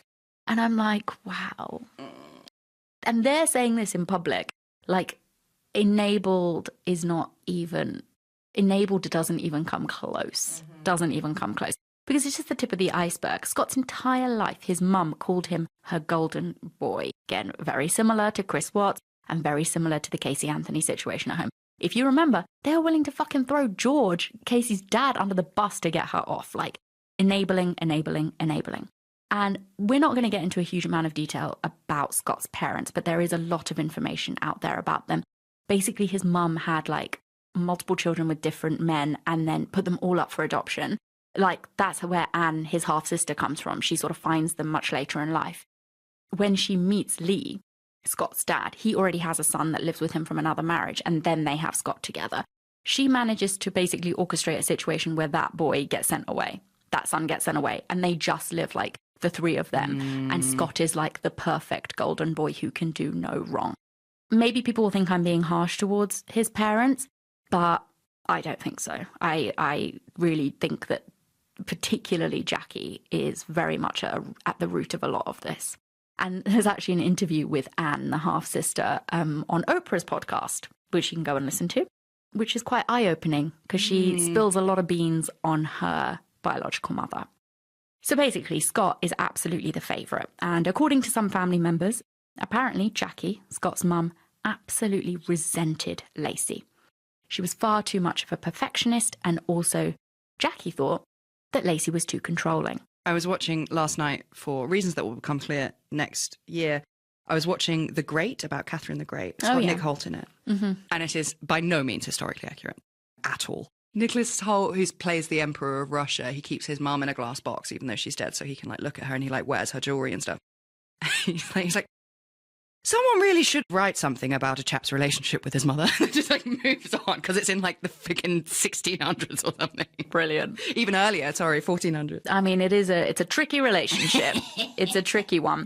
And Jackie sits at the far end of that tricky spectrum because she absolutely hated, according to family members, Laci, because Laci had moved her son to Modesto to be closer to her family. Because Laci grew up in Modesto, that's her hometown, that's where her parents and her friends are. I think, and maybe this is old-fashioned of me, I think if you are pushing the baby out, you get to decide where it lives. Yes, and you get to decide where your support network is. Yes. And she probably fucking hated Jackie and didn't want her anywhere near the kid.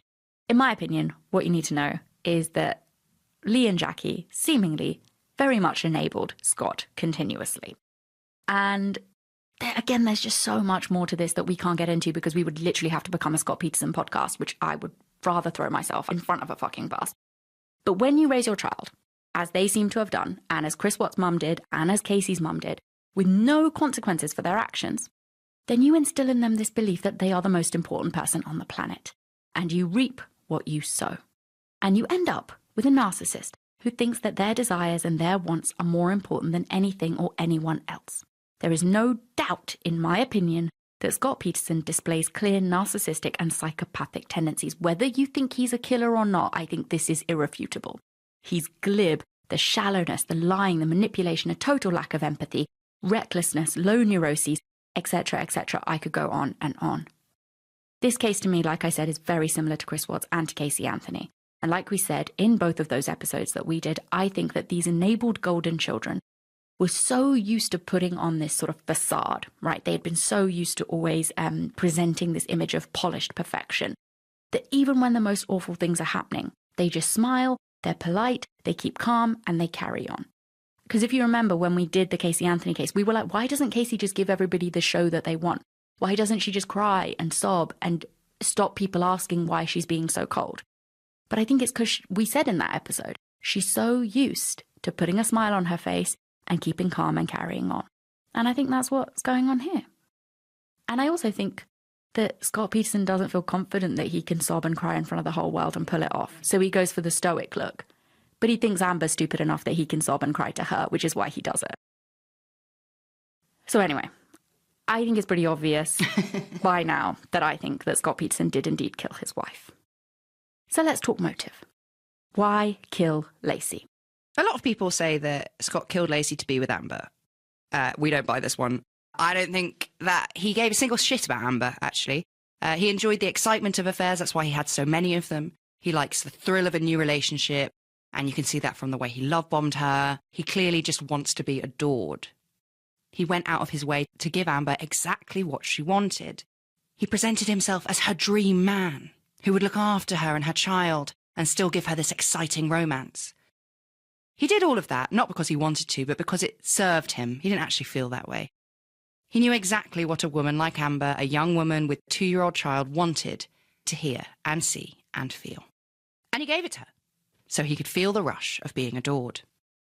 That feeds someone like Scott Peterson.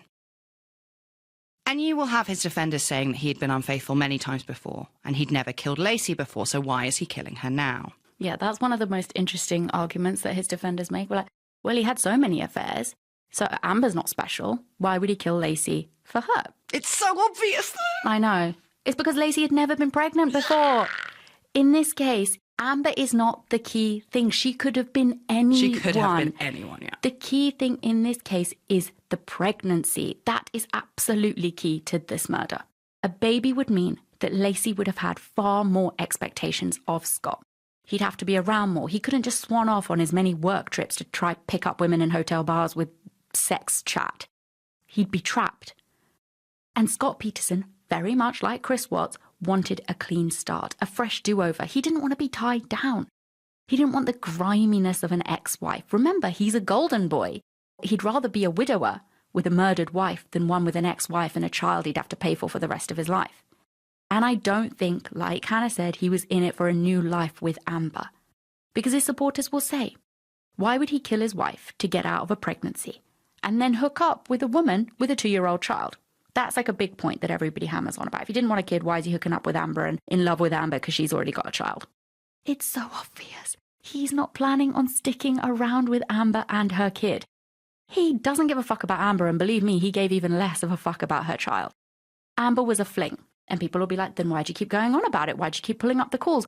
Because it was still serving a purpose for him. It was feeding his ego. Amber was absolutely nothing to him. He'd have kept up the act as long as it benefited him, sexually, emotionally, whatever. Then he'd have fucked off to the next woman, and the next, and the next. And when he did that, he would not have to think twice about Amber's kid. And to make the point that the repercussions of him having a biological child with his wife would be in some way comparable to him hooking up with a woman who already had a child with somebody else is ludicrous. They are just not even in the same stratosphere of similarity. But for now, let's get back to the investigation. Let's leave personality analysis behind us.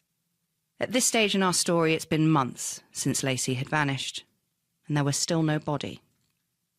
Police were still confident that Laci was in the San Francisco Bay because they strongly suspected that Scott had dumped her there the day that he went fishing. But without the body, the prosecutor was refusing to move forward with any charges. So they had to find Laci and Connor to stand any chance of finding justice. Then, on the 14th of April 2003, a couple walking along the Point Isabel regional shoreline of the San Francisco Bay found the body of a late-term fetus lying on the shore. The next day, a dog walker found a badly decomposed female torso about a mile down the beach. And detectives couldn't believe it. So that's it, guys. We're gonna stop there. We have to stop there because my mouth is so dry. And I've been yelling for quite a while now. So no, we're gonna stop there and we're gonna pick back up next week where we will conclude this case. And put your gavels away until then. Yeah. You only have half the story. This is the penultimate episode. As we said, the second part will be coming out next week, a couple of days before Christmas. So yeah, we'll see you then. Next week, we will be taking shorthand off as we will the next week. But we'll be back with everything, red-handed, shorthand, all that good stuff under the duvet for all of the patrons. We'll be back in January. But do not forget to listen to part 2 of Scott Peterson next week. Now, before we let you go, I know it's been a lot of information to take in, we do want to let you know about some very exciting news. Because I know you all want some merch from us, and we're here to deliver. New merch will be ready to order this Sunday, so the 18th of December. And we are extremely excited to announce that we're doing an exclusive collaboration with the premium clothing brand Percival. That is a sentence I never ever thought I would say. No, me either. So no, this is not your run-of-the-mill merch that we are doing. If you know Percival, you will know that they are known for their super, super high-quality products and their beautiful embroidered designs. They've done a line with Campari, for God's sake. It doesn't get classier than that. It does not. And we have worked with them to come up with some gorgeous new pieces that fit right into any wardrobe.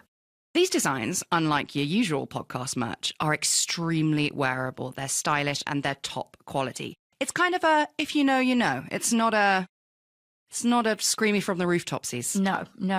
So if you fancy checking out our brand new limited edition premium versions of Spooky Bitch, Not in This Economy, 42nd Generational Satanic Witch, I know you've all been waiting for that, and a simply red-handed design that is just perfect, head on over to percivalclo.com now and use code redhanded10, that's redhanded all in caps and the number 10, 10% off your first order.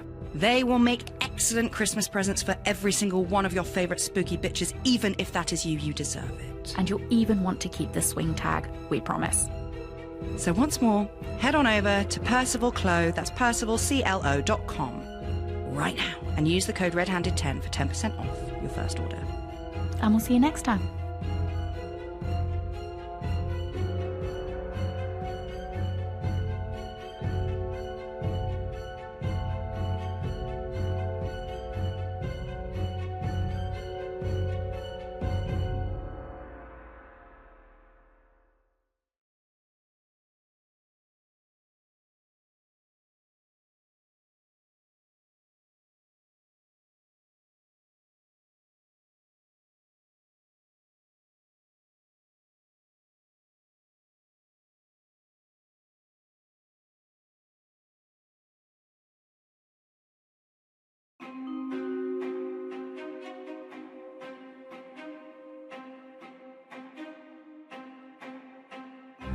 I'm Suruthi. I'm Hannah. And welcome to Red Handed. The finale. It is. This is the last episode of 2022. It's been a hell of a year. Yeah. It's been a hell of a year. So thank you all for everything you did for us this year. Thank you for being here right up until the end. And hopefully we're going to go out with a bang today. One would hope. Yeah. So we are going to pick up exactly where we left off last week. Goes without saying, if you are looking at this in your podcast player and it says part 2 and you haven't listened to part 1, I really don't know what to tell you. Go listen to part 1 first. So yes, we are now on the shores of San Francisco Bay, where, over the course of about 18 hours, on the 14th of April 2003, along the Point Isabel regional shoreline, the body of a late-term male fetus and a decomposed female torso were found washed up. The police couldn't wait for the post-mortem to confirm their identities. They just knew it had to be Laci and Connor, and it was time to arrest Scott. After all, they had found the bodies of who they thought were Laci and Connor 90 miles from the Petersons' home, in the exact place Scott had gone fishing the day that Laci vanished. That's pretty bloody good probable cause. The other reason for the rush was that the police had been keeping close tabs on Scott, and given his movements since the bodies had been found, they were nervous. Scott's mobile phone GPS, which they had tracked, remember, showed him driving farther and farther south, and police were worried that he was heading for Mexico, and once he got there wasn't much they could do about it. They had followed him for hours, but Scott knew that they were following him, and eventually detectives pulled Scott over and arrested him near the Torrey Pines golf course in La Jolla, San Diego. Scott claimed that he was there to play golf with his dad and brother that day, just a casual 420 miles away from Modesto. That's a 7-hour drive, and even for Americans, 7 hours to play golf for a day. He's not even staying overnight. That's madness. I mean, he never says. He's fucking just what? Like, that day he's driving there. That day he's driving there. Whether he's planning on staying or not, who fucking knows? But, like, it's mind-boggling. First of all, who plays golf? Who are you? I don't believe anyone actually plays golf.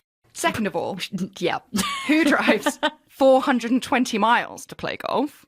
Third of all, who does that just a few days after 2 bodies have been found matching the description of your missing wife and your unborn son? Scott Peterson. Surely you would be camped outside a police station or at home staring at the phone waiting to hear if all hope was lost and that your family was dead. Again, there will be people, as there always are, that want to say that maybe he just needed to blow off steam. Everyone deals with things differently. He needed to distract himself until they found someone. Okay, but there's no denying that while the golf course is not very close at all to home for Scott, it was just 30 miles from the Mexican border.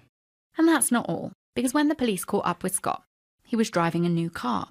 He had dyed his hair and his beard, and he had $15,000 of cash on him, plus 4 mobile phones, camping equipment, 200 sleeping pills, 20 Viagra pills, and his brother's ID. Sleeping pills and Viagra is an odd combination. Yeah, I just don't know.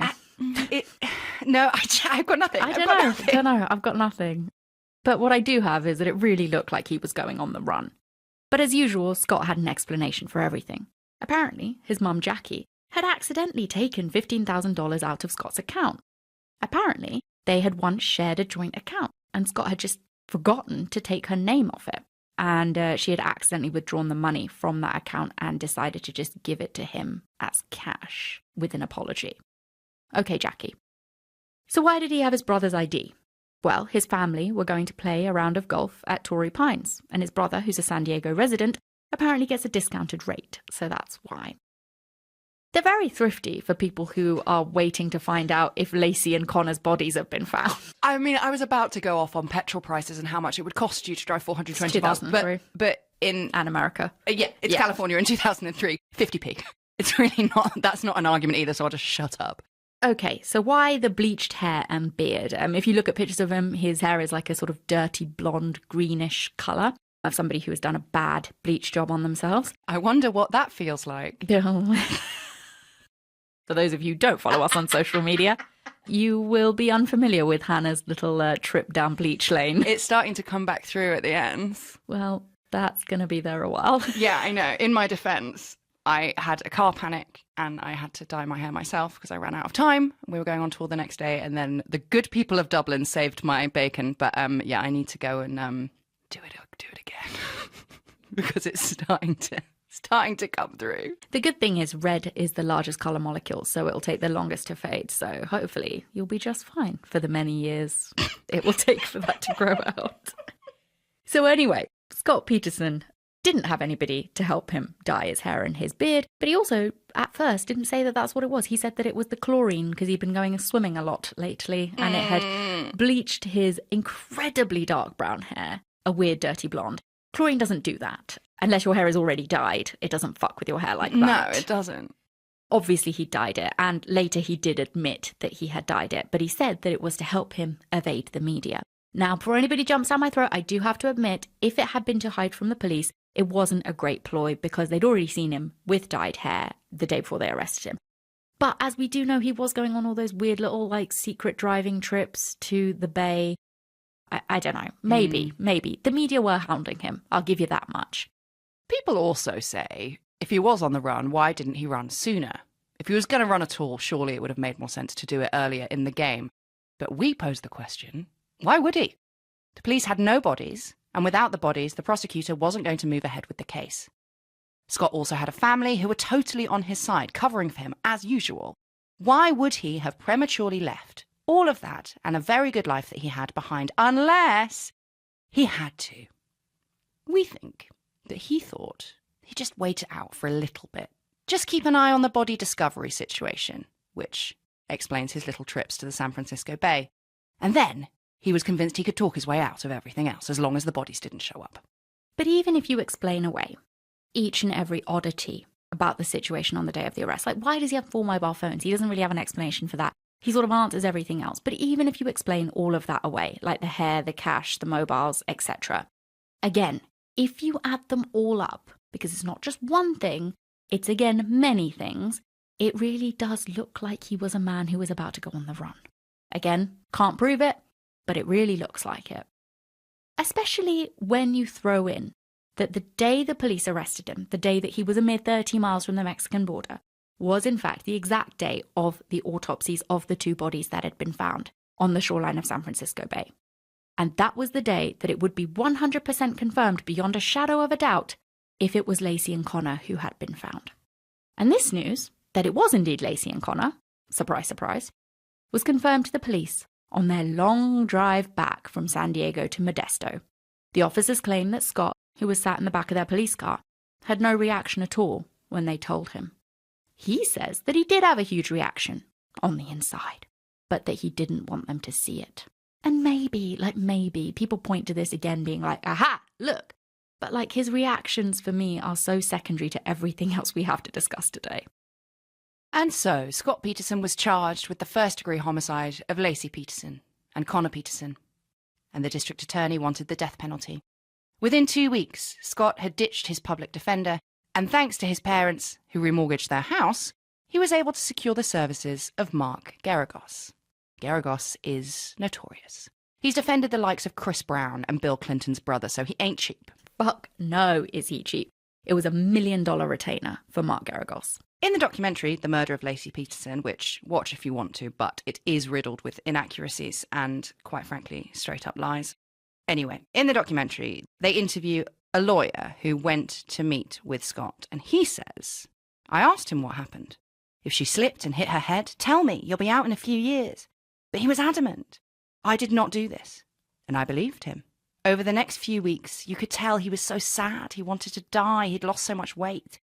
He was this baby, this mama's boy, who'd been turned into a monster by the media. I beg your pardon. Honestly, I just have no words. I was watching it and I was like, I don't know what to say. A baby?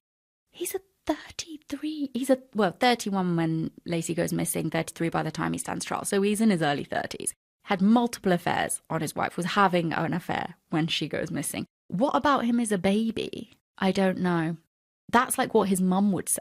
And I just think this whole thing, right, is that they present that in the documentary as if we're meant to have any stock in it.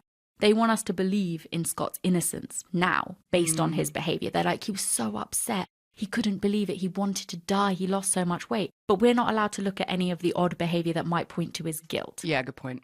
And also, where was this baby's loss of appetite and sadness and wanting to die, etc., when his pregnant wife Laci was missing for 4 months before they found her body?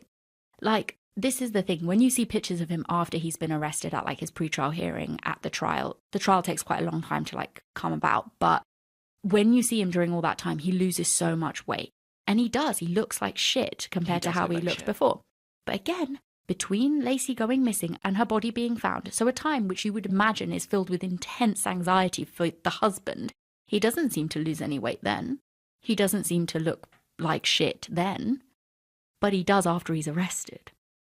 And maybe you could say, well, he wasn't that sad when Laci went missing because even if he didn't kill her, that he hated her. He didn't want to be with her anymore. And it was a sort of blessing out of the blue that his wife had gone missing, this woman that he wanted to divorce anyway. So maybe even if he didn't kill her, he wasn't all that sad that she'd vanished. That's pretty cold about a woman you've been married to for 5 years, even if you don't love her anymore. But what about your unborn child that she is carrying? 8.5 months. If that baby was born then, he could have lived. Like, I just don't buy this thing that some people say that, like, maybe he just wasn't that sad because he wanted to divorce her anyway. She was pregnant with his kid. Yeah. But in any case, with Scott now charged, everyone turned their attention to the trial. And it was challenging right from the start. For example, where was the trial going to take place? It would have been tough to find anywhere in the state of California, possibly even the country, that would have been somewhere where this case hadn't been reported on extensively. But eventually the judge settled on Redwood City, about 90 miles from Modesto. Then there was jury selection. And this went on for weeks. The defense needed to find people who were open-minded about the case, despite all of the media coverage about the affair, and with the likes of former prosecutor Nancy Grace analysing Scott's actions and assessing his guilt on a nightly basis in her usual bombastic way. It definitely wasn't easy to overcome all of the media coverage, and of course the media's behaviour did impact people's opinions. But that can and does happen. It's not the first time it's ever happened, and that's why the bar for conviction is set extremely high. The prosecution have to show guilt beyond a reasonable doubt. The defence only have to poke holes in that narrative. And again, I'm not saying that wrong convictions don't happen. Of course they do. But to say that the media's behaviour in this case is the only influencing factor and that everybody was so swept up in it and that that's what condemned him and it was Amber Fry and it was the media and it was everybody else's fault, I think, again, it just doesn't hold true when you look at all of the other evidence we're going to go into. So just bear that in mind. So in the documentary, when they're talking about jury selection, the documentary, which is very much on the side of Scott Peterson being innocent, says that 50% of people who took the jury questionnaire said that they thought that Scott was guilty. But to me, that implies that 50% of people thought that he wasn't, or that they didn't know. So they were open-minded. Now, I know there were likely a lot of people lying about saying that they didn't know or that they thought he was innocent in order to get on the jury in this case. It was a very high-profile case. A lot of people wanted to be on this jury. But again, the criminal justice system isn't flawless. You have to take these people's word for it when you're doing jury selection. But the trial is where all of the evidence is presented, overseen by a judge, and the jury are meant to decide there what they ultimately think. Even the fact that we use lay people just off the street to be on juries makes the situation less ideal, but that's the situation. It isn't perfect. Another issue that people point out is that the jury in this case were not sequestered, which means they weren't hidden away. But it was likely going to be an incredibly long trial that went on for months.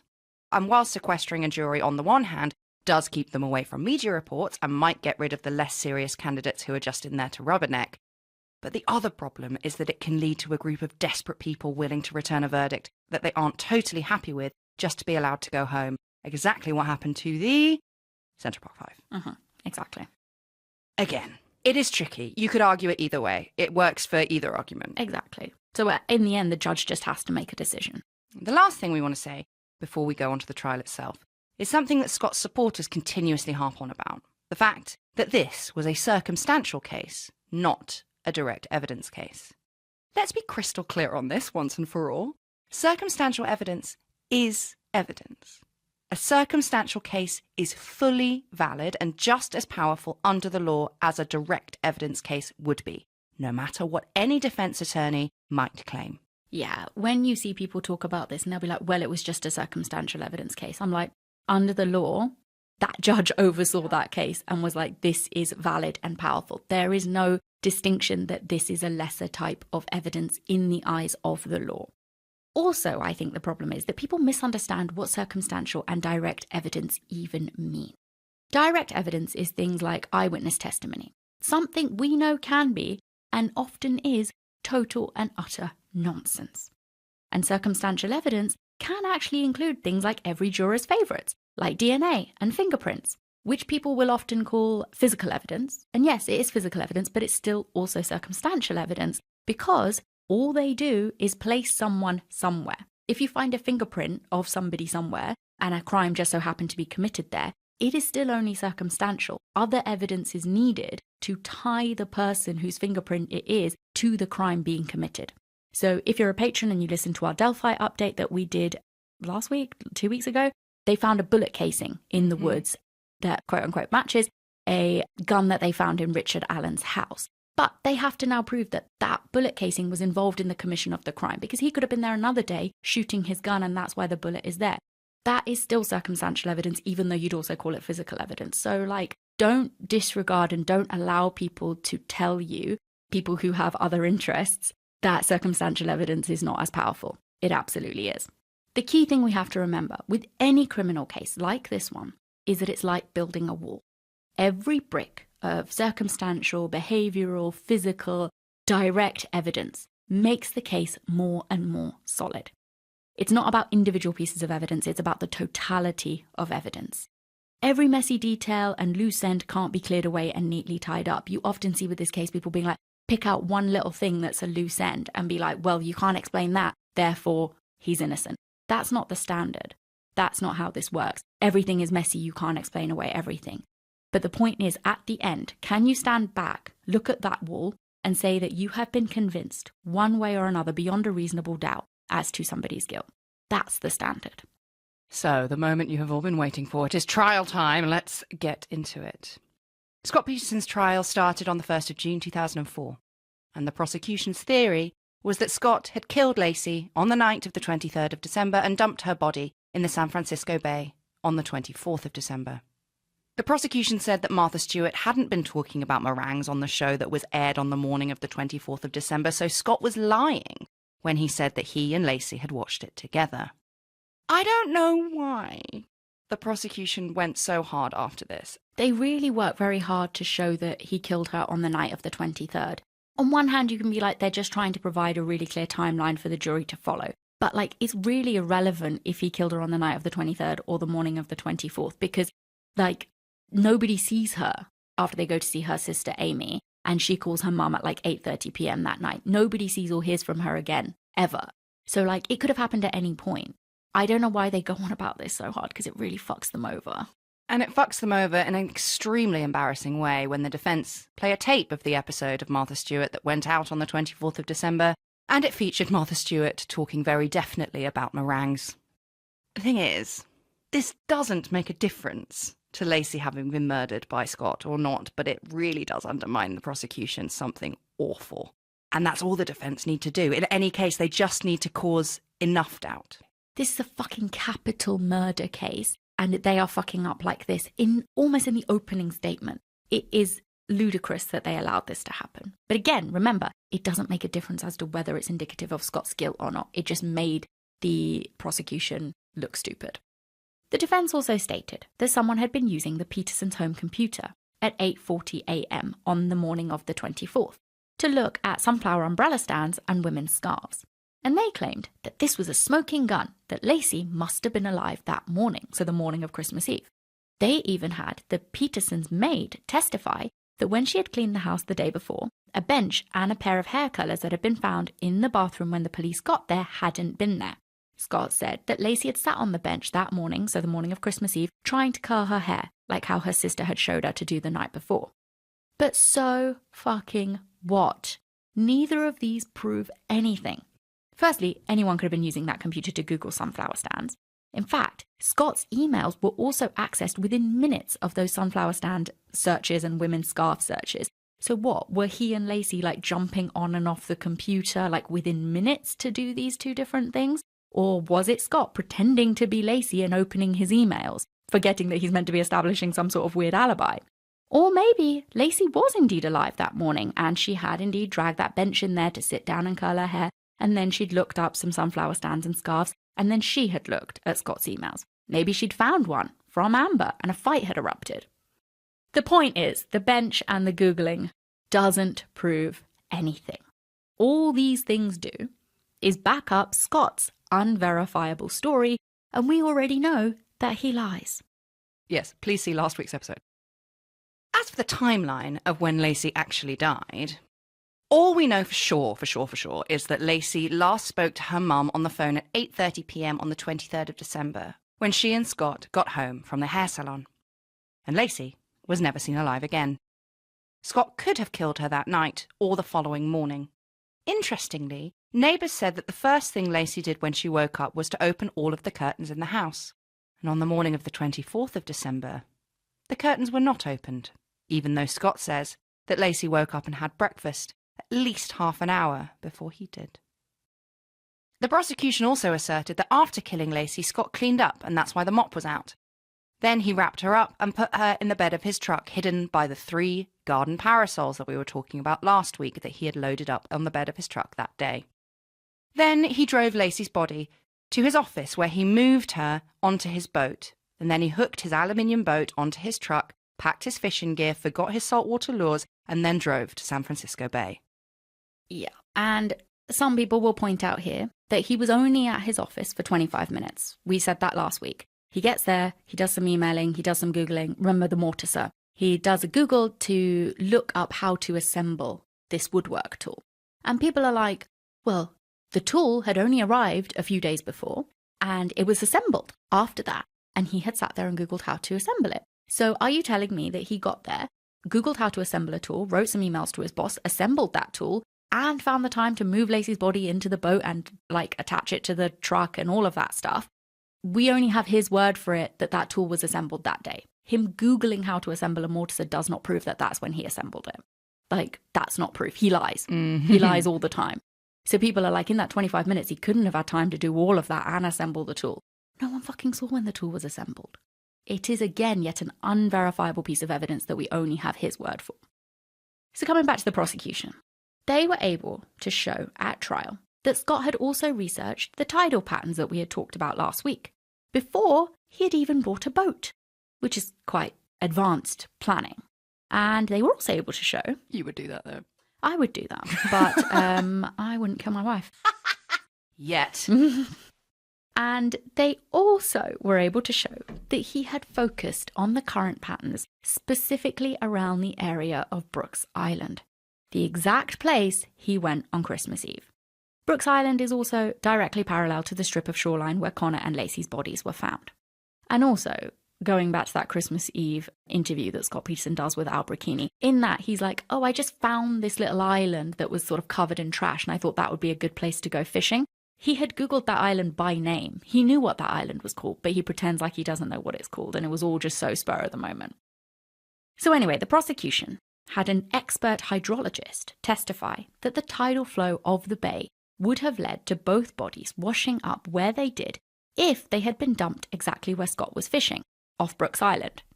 The defense discredited this witness, saying that he had no expertise to make such claims. And maybe not. Maybe he fucking doesn't.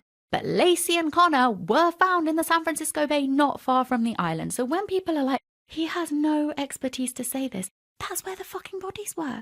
Often with this case, what you find is people acting like Scott is being railroaded. Like the police spend all of their time looking in San Francisco Bay, ignoring every other possible avenue, and that they never found the body, or that the body was found on the other side of the state and they still went after Scott, completely changing their narrative about how he had done it. No.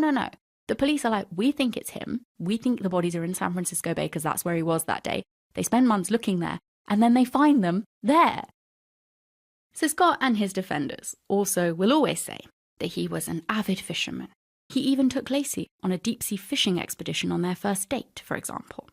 So they say that him researching nautical charts and currents and tidal patterns, buying a boat and going fishing were just, part and parcel. They were standard practice for Scott. But let's remember that he did all of his research, his boaty research, on the 8th of December. And he bought his boat on the 9th of December. At the same time, he was having to break the news that he'd lost his wife to Amber Fry. And also 2 weeks before Laci vanished. And very interestingly, he had bought a 2-day fishing license for San Francisco Bay on the 20th of December, 4 days before she went missing. Odd that he had a 2-day fishing license applied for in advance for those 2 specific days when he claims that he decided to go fishing on the spur of the moment on the morning of Christmas Eve. Who buys a fishing license for Christmas Eve and Christmas Day? A 2-day fishing license. And also, if he's an avid fisherman, why doesn't he already have a fucking boat? Yeah. And also, why does he already not have a full year pass? This is very interesting. A 2-day pass costs about $12. A full year's license, something that Scott hadn't owned since 1994, costs $30. You only have to go fishing twice, basically, to make your money back. So it didn't really look like he was planning on using that boat much. It's just fucking ridiculous. Honestly, I just don't know what to say. Well, I've got loads of things to say. Let's carry on. We've also got an expert that takes the stand at trial to assess avid fisherman Scott's setup that day. Apparently his rods were not set up properly, and some of them didn't even have lines attached. Seems like a very half-assed attempt from someone who just drove 90 miles on Christmas Eve and did all of that Googling and research on current patterns and tidal trends and just bought a fucking boat. But he forgot his lures, Hannah. We all know that the best story at trial wins. So the prosecution had to explain the state of Laci's body. And this is what they put forward. They put forward the idea that the most likely scenario is that Laci had been weighed down by something attached to her arms, one of her feet, and her head. And that when her body had decayed to the point that those limbs detached, Laci had literally fallen apart and risen to the surface, helped by a storm that had raged over the bay the night before she and Connor were discovered. This fits with her headless, lower armless, and one footless body washing up on the shore. The prosecution even claimed to know what had been used to weigh her down. Scott had made his boat an anchor using cement. One anchor was found on the boat by police, but at his garage, they found the wooden plank that he'd used to make it on. So he basically has like a mould and he's sort of like setting it on top of this wooden plank. And on this plank, they spotted several cement rings. And people dispute whether you can see these rings or not. I think you can, or at least you can see a lot of cement on it, and it's a big old plank to make one cement anchor. But again, make up your own mind. The interesting thing is, even if you don't think there are cement rings on there, his bag of cement was empty. So where was the rest of it? Scott claimed that he'd used the leftover cement that he had mixed after making his one anchor to fill in a hole in his driveway at home. But the bag of dry cement was found in his garage. So what, he mixed the cement there and then drove it 10 minutes wet to his house? Or, it's equally stupid, I have in fact mixed cement myself. Oh, do tell. So what you do, if you don't have a cement mixer, is you put the powder on the ground, you put water on it, and then you go over it with a spade until it looks like sand. Like wet sand, Sure. right? Labour intensive. Uh-huh. I think I did it because I think a gardener was at our house or something, and I was just like a really irritating child, and he was like, go over there and mix the cement. So he could have taken the powder out of the cement bag, left the bag, and then transported that to his house and mixed it at his house with water and a spade. But again, why would you do that? Exactly. You just put the bag in the van. Exactly. Everything could be something else, right? And the prosecution said that they had an expert who confirmed that the cement on the driveway and that had been used to make the anchor were not the same.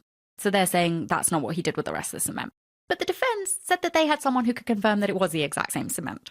You can find an expert to say anything. We say this all the time on the show. So you just have to ask yourself, what makes more sense? Did this man buy an entire bag of cement and only make one singular anchor?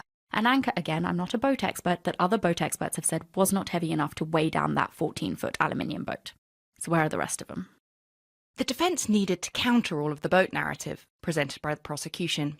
So they created a little experiment, which I feel like defense counsels in the United States fucking love these. You don't see it here, really. No, it's so, theatrical. They love it. Especially Garagos. He is made for this shit. Here's what they did. They got a guy, a boat, and a dummy that weighed 150 pounds. And they sent all of these happy, merry men out onto the San Francisco Bay, and then they filmed this solitary guy as he tried to tie 4 anchors to the dummy and push it overboard. And this guy makes it seem totally impossible. He's falling over constantly, he's slipping all over the place. At multiple points, he looks like he's going to drown. And the defense conclude that thanks to this demonstration, if you can even call it that, they conclude that it would have been impossible to dump Laci's body overboard. The judge, however, disallowed the video from being submitted to the court. And despite what Scott's defenders say, the judge was absolutely right to do so because, firstly, it is not even the same type of boat. It's similar, I'll give them that, but it's not the same. This is a death penalty charge. Like, get the same boat, for God's sake. It's just sitting there in his house. It's not doing anything. Secondly, the man that they used in this demonstration was about £130. Scott is £200, or was £200 at the time. That's a big difference. This guy is tiny compared to Scott. And the way the defence remedied this discrepancy was to tie weights to the boat actor man. So obviously it's going to make it, A, more difficult for him to move and not drown. They've literally just weighed this man down and sent him out to sea. And giving someone ankle weights or whatever they fucking did doesn't give them the strength of a man who is 70 pounds larger than them. It doesn't make any sense. It's laughable. It is. The whole thing was completely farcical. For example, you can watch the video of this demonstration. It is on YouTube. In the video, you see the man just keeps trying to push the dummy over the side of the boat. And the boat keeps tipping over. It capsizes. All this sort of chaos is going on. But any boat expert, don't even need to be a boat expert, anyone who's been on a fucking boat, who's jumped off a boat, will tell you that you jump off, you throw things off the end of the boat, the part of the boat that is more stable. You don't throw things off or jump off the side of the boat or the boat's going to fucking capsize. And this idea that it was impossible for Scott to have thrown Laci overboard. Let's clarify, Scott was 6 foot and 200 pounds. Laci was shorter than me. She was 5'1" and maybe 150 pounds pregnant. And someone chucked Laci's body off a boat into the bay. Her body was not dumped at the marina because of where it was found. She must have been dumped off a boat.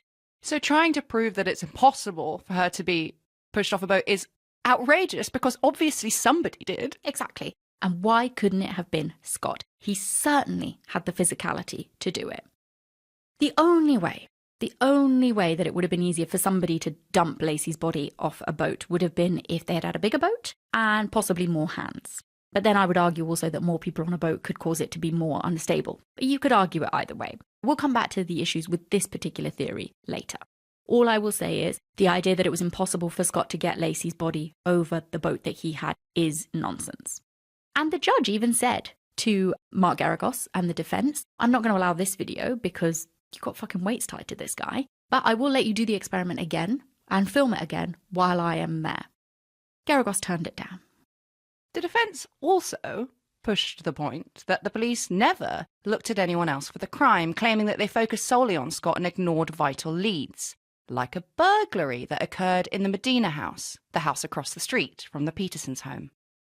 A neighbour reported to the police that at 11:40 a.m. on the 24th of December, so the day that Laci vanished, she saw some suspicious-looking men and a van on the street, opposite the Petersons' house in front of the Medina's house. The police found the two men responsible and ruled them out of having been involved in Laci's murder, and a lot of people are very sceptical about how the police managed to rule these men out. And here's why. The burglars claim that they had carried out the burglary on the 26th of December and not on the 24th. But the eyewitness saw them there on the 24th, and by the 26th, with Laci already missing, the street was awash with reporters. Someone would have seen a burglary if it had happened on the 26th. So the burglars are clearly lying about something. Yeah, they're clearly lying about the day on which they carried out the burglary. I do think it happened on the 24th. But for a lot of people, this lie makes them look incredibly suspicious. I do find it hilarious that Scott's supporters will be like, well, you can't trust them. They're burglars and they're liars. And I'm like, well, Scott's a cheater and a liar, but we have to trust him. Okay. So the point, though, that these people make is that surely if you have some criminals in the area burglarizing a home opposite the Petersons, they must be viable suspects. And I'm not saying they shouldn't have been looked at. Of course, they should have been looked at. And they were. These people argue, what if Laci had come out to take Mackenzie for a walk, seen the burglars, and maybe said something to them? So they abducted her, killed her, and then dumped her body. Well, maybe. But there are quite a few issues with this theory. Firstly, Scott said that when he left the house that day, on the morning of Christmas Eve, Laci was mopping. We know that he left just after 10 a.m. And like we said last week, he changes the timing he leaves quite a few times, but we know that it was just after 10 a.m. because the voicemail that he got from his boss came in at 10:08 a.m. And at the start of that call, Scott's phone pings off the cell tower near his house. But by the end of that call, which just lasted a few minutes, his phone was pinging off the cell tower near his office. And his house to his office is about a 10-minute drive. So we know that he was already on the move, roughly about this time, so about 10:08. Karen Severus, the neighbour who found Mackenzie in the street with his lead on and returned the dog to the Petersons' yard, did so at 10:18 a.m. And she has literal receipts to prove that that was the time that she did that. So for the burglary abduction timeline to work, Laci, who was mopping when Scott left around 10:08, would have had to have stopped, put the lead on the dog, gone out, been interrupted by a burglary, then been abducted, leaving Mackenzie to be found by a neighbour, all within the space of 10 minutes. And those 10 minutes were in the morning, in broad daylight, and nobody on the street saw or heard a thing. And they're awake enough, they're like alert enough to notice what Laci does every morning and draws her curtains. Like, it's not like they're not looking, you know? No, it's suburbia. Also, when neighbour Karen found Mackenzie, she didn't report that the dog seemed agitated or stressed. Mackenzie is a retriever. Like, he's a big dog. I just can't believe that that type of dog would just be calm within minutes of being found. Because like you said, Scott left, let's say, at 10:08. Laci comes out, gets abducted, and Mackenzie is found by Karen within 10 minutes. She must have been abducted just minutes before Karen found him. And Karen didn't see anything, and Mackenzie is totally fucking chill. And as we'll go on to discover, Mackenzie was a barker. He wouldn't have just sat there if Laci had been taken while he was there. Scott himself says in that first interview that he gave the police on Christmas Eve that Mackenzie was a, quote, very protective dog. So if Mackenzie had barked, as we would expect, how did no one see or hear any commotion? Also, what sort of burglars abduct a woman with a massive fucking dog? And how does the dog get out of that unharmed? You abduct this woman and then you let the dog just run away. It wasn't even running, it was wandering around in the street. The other problem for me is that these burglars had waited until the Medinas, the family who lived in the house they targeted, left for the holidays before they went in. This was their whole plan. They sat and they waited until the Medinas were gone. This is a very different type of crime to abducting and murdering a pregnant woman in broad daylight. Going into a house you know is empty to steal is not the same as murdering a pregnant woman. And you might disagree, you might think, one type of criminal is the same as any type of criminal. I disagree, but maybe you think differently. So even if you can buy all of the rest of it, there is a huge issue as to the timeline for this theory to make sense. Because the Medinas have stated that they did not leave that day, so Christmas Eve, until 10:30 a.m. But Mackenzie was found wandering the street at 10:18 a.m. And the neighbour who saw the burglars saw them at 11:40 a.m. If Mackenzie was on the street because Laci was abducted while she was walking him, then she would have had to have been taken between 10:10, 10:08, roughly about that time, and 10:18 when Karen finds Mackenzie. So that would have been before the burglars even went into the Medina house. Yes, it doesn't add up really, does it? The Medinas were still in the house at this point. So then we have to believe that Laci saw these men casing the place. They catch sight of her, there's a confrontation, they abduct her, and somehow silently, because like I said, there's no reports that anyone heard or saw anything, they knock her out or kill her. They leave the dog to wander off quietly, not making a sound, and then take the huge risk of staying there on the street with Laci either dead or unconscious in their van until they've managed to burgle the Medina home, and then they drive off with her. And then, in this fantasy story, these burglars kill her if they hadn't already, and then they dump her body 90 miles away in the exact same place that her husband happened to go fishing that very same day. This is what I'm saying. There's just too many of them. There's too many of them. And that's why, as we have extensively discussed in the office over the past few weeks, that's why I find the argument so frustrating of the people who defend him. It's like, yes, of course, any of these things in isolation could be explained away, but not all of them. No, not even slightly for me. Still, the defense have a job to do, so they theorized that whoever killed Laci may have dumped her body in the San Francisco Bay because they wanted to frame Scott. But why? Yeah, they say that all of the media attention, all the police, showing them constantly searching the San Francisco Bay, these people were like, what do we do with this murdered pregnant woman we've got? Let's go dump her body 90 miles away from where we have killed her to frame her husband, even though no one's looking at us. And this is why it doesn't work. If it was a stranger abduction, which, mon chéri, they are incredibly rare. A home invasion ending in a murder is incredibly rare, and also being abducted by someone you don't know, equally incredibly rare. Of course it happens, but barely. If this is a stranger abduction killing, why would they even bother to hide her body, let alone try to frame her husband? Surely they would just dump her body in the first ditch they saw, get away from it.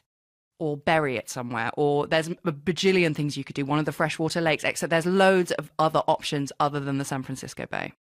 And also, as we know, the police were at the San Francisco Bay regularly after Laci vanished because they suspected Scott. You would like to hope that they would notice someone dumping a body of a pregnant woman in there. Yeah, and also, if you were the burglars who had killed her, why would you take the enormous risk of taking her to the place where you know the police are in order to dump her body, when any shallow pit, grave, woods would have done? Also, these two guys that they arrested, where did they get a bigger boat than Scott had? I would love to know, because when you see them, they're just like two fucking low-end criminals. Where have they got a bigger boat in order to allow them to dump Laci's body? Because remember, the defense said that it was impossible to dump a body out of the one that was the size that Scott had. And, okay, this is where I said we were going to come back to the fact that maybe it would be easier if there were two of you. Well, I don't know. The very fact that there were two of them makes it less likely to me, because while the defense can argue that this would have made it easier for them to dump a body into the bay, it also kind of makes it less likely that both of them would have stayed quiet. One of them would have presumably led on the kill. One of them is probably the more dominant one. And both of them were going to get sent down for the burglary anyway. Wouldn't one turn on the other in order to get a plea deal if they had actually killed Laci? And these two guys look like the fucking burglars out of Home Alone. I do not believe for a second that they managed to pull all of this off and not get seen for 1 second and have any iota of suspicion towards them. I think they absolutely lie that they committed the burglary on the 26th, because I think they're so scared of being associated with this. But I don't think that that's what happened. And finally, as Hannah has alluded to, let's look at the stats, shall we? And just assess the likelihood of these various scenarios. Because what do we all think is the leading cause of death for pregnant women in the US? I believe that this is the same for the UK as well, but these stats are from the US. Well, it's homicide. And the killer is usually a partner, ex-partner, or the baby daddy. We've talked about this before. We've talked about how when women are in dangerous relationships, and I'm not saying Scott Peterson was hitting Laci before that. A lot of people say there was no evidence of that. I don't think there was. But we also know that that doesn't mean anything. Mm-hmm. We also know that when women are pregnant, that is when they are at the highest risk of being murdered by their partner. And it's so interesting, isn't it? Because loads of fucking pro-life people, Kanye included, will be like, oh, like the most dangerous place for a baby to be is in the mother's womb. The most dangerous time to be a woman is when you've got a baby in you. Yeah. And for comparison, a study that looked into household burglaries that resulted in a homicide found that of the 2.1 million that took place in the US between 2003 and 2007, 0.004% of them ended in homicide. Now, I know before everybody yells at me, that is not a perfect comparison. I'm just asking you to consider what is more statistically likely. Geragos also claimed at trial that police had botched the investigation and that some serious misconduct had occurred. For example, during the investigation there had been leaks from the police to the media. There were reports that vomit had been cleaned up near the pool at the Petersons, that there was a smell of bleach at the house and that the mop and bucket in the kitchen had blood on them. None of that was true. And Geragos argued that the prosecution had no physical evidence at all that the murder had been committed by Scott, or even that it had happened in his home. After all, forensics had been all over that house with a fine-tooth comb and found nothing. But again, that doesn't prove anything, because absence of evidence is not evidence of absence. In a case of manual strangulation, there would be no blood, for example, only mess from a struggle that could easily be cleaned away and mopped up. At trial, Detective Al Bricchini did also have to admit to an omission from his police report. Again, we'll talk about it, but I don't see how this particular point makes a difference as to Scott being guilty or not. But I understand that the defense had to bring it up because it would have brought Bricchini's bias into account and raised questions about his thoroughness. Because Bricchini said that Laci had never been to Scott's garage/office and that she didn't know about the boat. But a person who had the unit opposite Scott's told police that Laci had actually been there the day before, and that they knew this because Laci had actually asked to use her loo. For some reason, Bricchini redacted this from his report. It seemed like the defense was saying basically that he was really invested in making it seem like this was a secret boat. And the defense argued that Laci knew about the boat and actually it was going to be a present for Laci's dad. like stepdad, but like Laci's stepdad is like a proper fisherman who had a nice boat. Why would he want a 14-foot aluminium secondhand piece of shit like Scott bought? So I don't know, secret boat, not secret boat, I don't really think it makes much of a difference. And the police were also shown to not have recorded certain other things in their reports, like when they had asked Scott outright at the start of the investigation if he had a girlfriend, and he said no. They didn't record this anywhere, and this would have helped their case. So I think it's just the fact that I'm not making excuses for them, obviously, as a detective, as somebody investigating a missing woman that turns into a homicide investigation. Your thoroughness is going to be pulled up at trial. But they omitted things that would have helped them, as well as things that make them look like they were biased. So yes, mistakes were made, and Bricchini definitely honed in on Scott early in the investigation. But they certainly looked at other suspects. And also, the defense make it seem like the police, again, were on this total fishing expedition, constantly searching the San Francisco Bay. But once again, they miss out the key point that that's exactly where they found Laci and Connor. During the trial, the prosecution and defense had very different styles. The prosecution actually seemed to have been pretty boring, being described by those who were there as lacking passion. Geragos, on the other hand, was a bulldog. You would hope so for $1 million fucking dollars. He was theatrical and brash and knew how to spin a good tale. And he knew that Amber Fry was coming. So Geragos even said in his opening statement, "You're not going to like my client," making it clear that infidelities were not to hamper the jury's view on whether or not Scott Peterson was guilty of murder. As we said last week, a love rat does not a murderer make. But there was no doubting that Amber Fry would play a huge role in this trial, and boy did she. She turned up, took the stand, and had the receipts. The prosecution played call after call after call that she had secretly recorded with Scott after Laci disappeared. The lies, the sex, the scandal, it was unbelievable. And so many people who endlessly defend Scott Peterson go after Amber. They say that she and Scott had only been seeing each other for a little while. She should have just got over it and got on with her life, but instead she was out for revenge, willing to do anything to bring him down. And they paint her as this sort of crazed, bunny boiling, scorned woman. It's not at all. It's such a lazy argument. It is. They make it sound like basically she's just pissed that he lied to her. And so she goes to the police, gets this secret recorder, and then she's constantly calling him, trying to get stuff out of him. He's on the call to her for hours. I can't remember who calls who from the candlelight vigil, but he calls her back at midnight California time, because remember, he's pretending to be in Paris, and he talks to her for an hour. That is not a man who's being harassed by a woman that he has no interest in. So please, enough with that argument, and enough with smearing Amber Fry constantly. Yeah. It makes me sick. She's actually kind of my hero. Like, can you imagine finding out what she's found out, and instead of just like going into a depression pit, going down to the fucking police station Absolutely. And being like, what can I do? I have so much time for Amber. Get it, Amber. And people will be like, oh, she wrote a book after and got money. So? You would too. I fucking would. Do it. Get that bag. Scott lied to Amber repeatedly about everything. He told her he'd lost his wife and he was sobbing and putting on this big drama. He dragged Amber into this mess. So to make it look like she's any sort of agent in this is absolutely gross. And it's worst thing is, like, so many women you see doing this. That's what I was just going to say. All of the examples of that argument I have seen are women. Women on women. And I think she's a hero. And again, I'm not here to be like, you should blindly defend her because she's a woman. I'm saying she is dragged into this by Scott Peterson. If you listen to the calls, we have played you the clips. If you look at the timestamps for how long these calls went on for, almost every single call that was submitted by the prosecution from Amber to the trial were all over an hour long. That is not a man. The Scott Peterson, say what you will about him, does he strike you as the kind of man who does anything that he doesn't want to do? No. Do you think he would be on the phone to a woman he didn't want to talk to for that long? It's nonsense.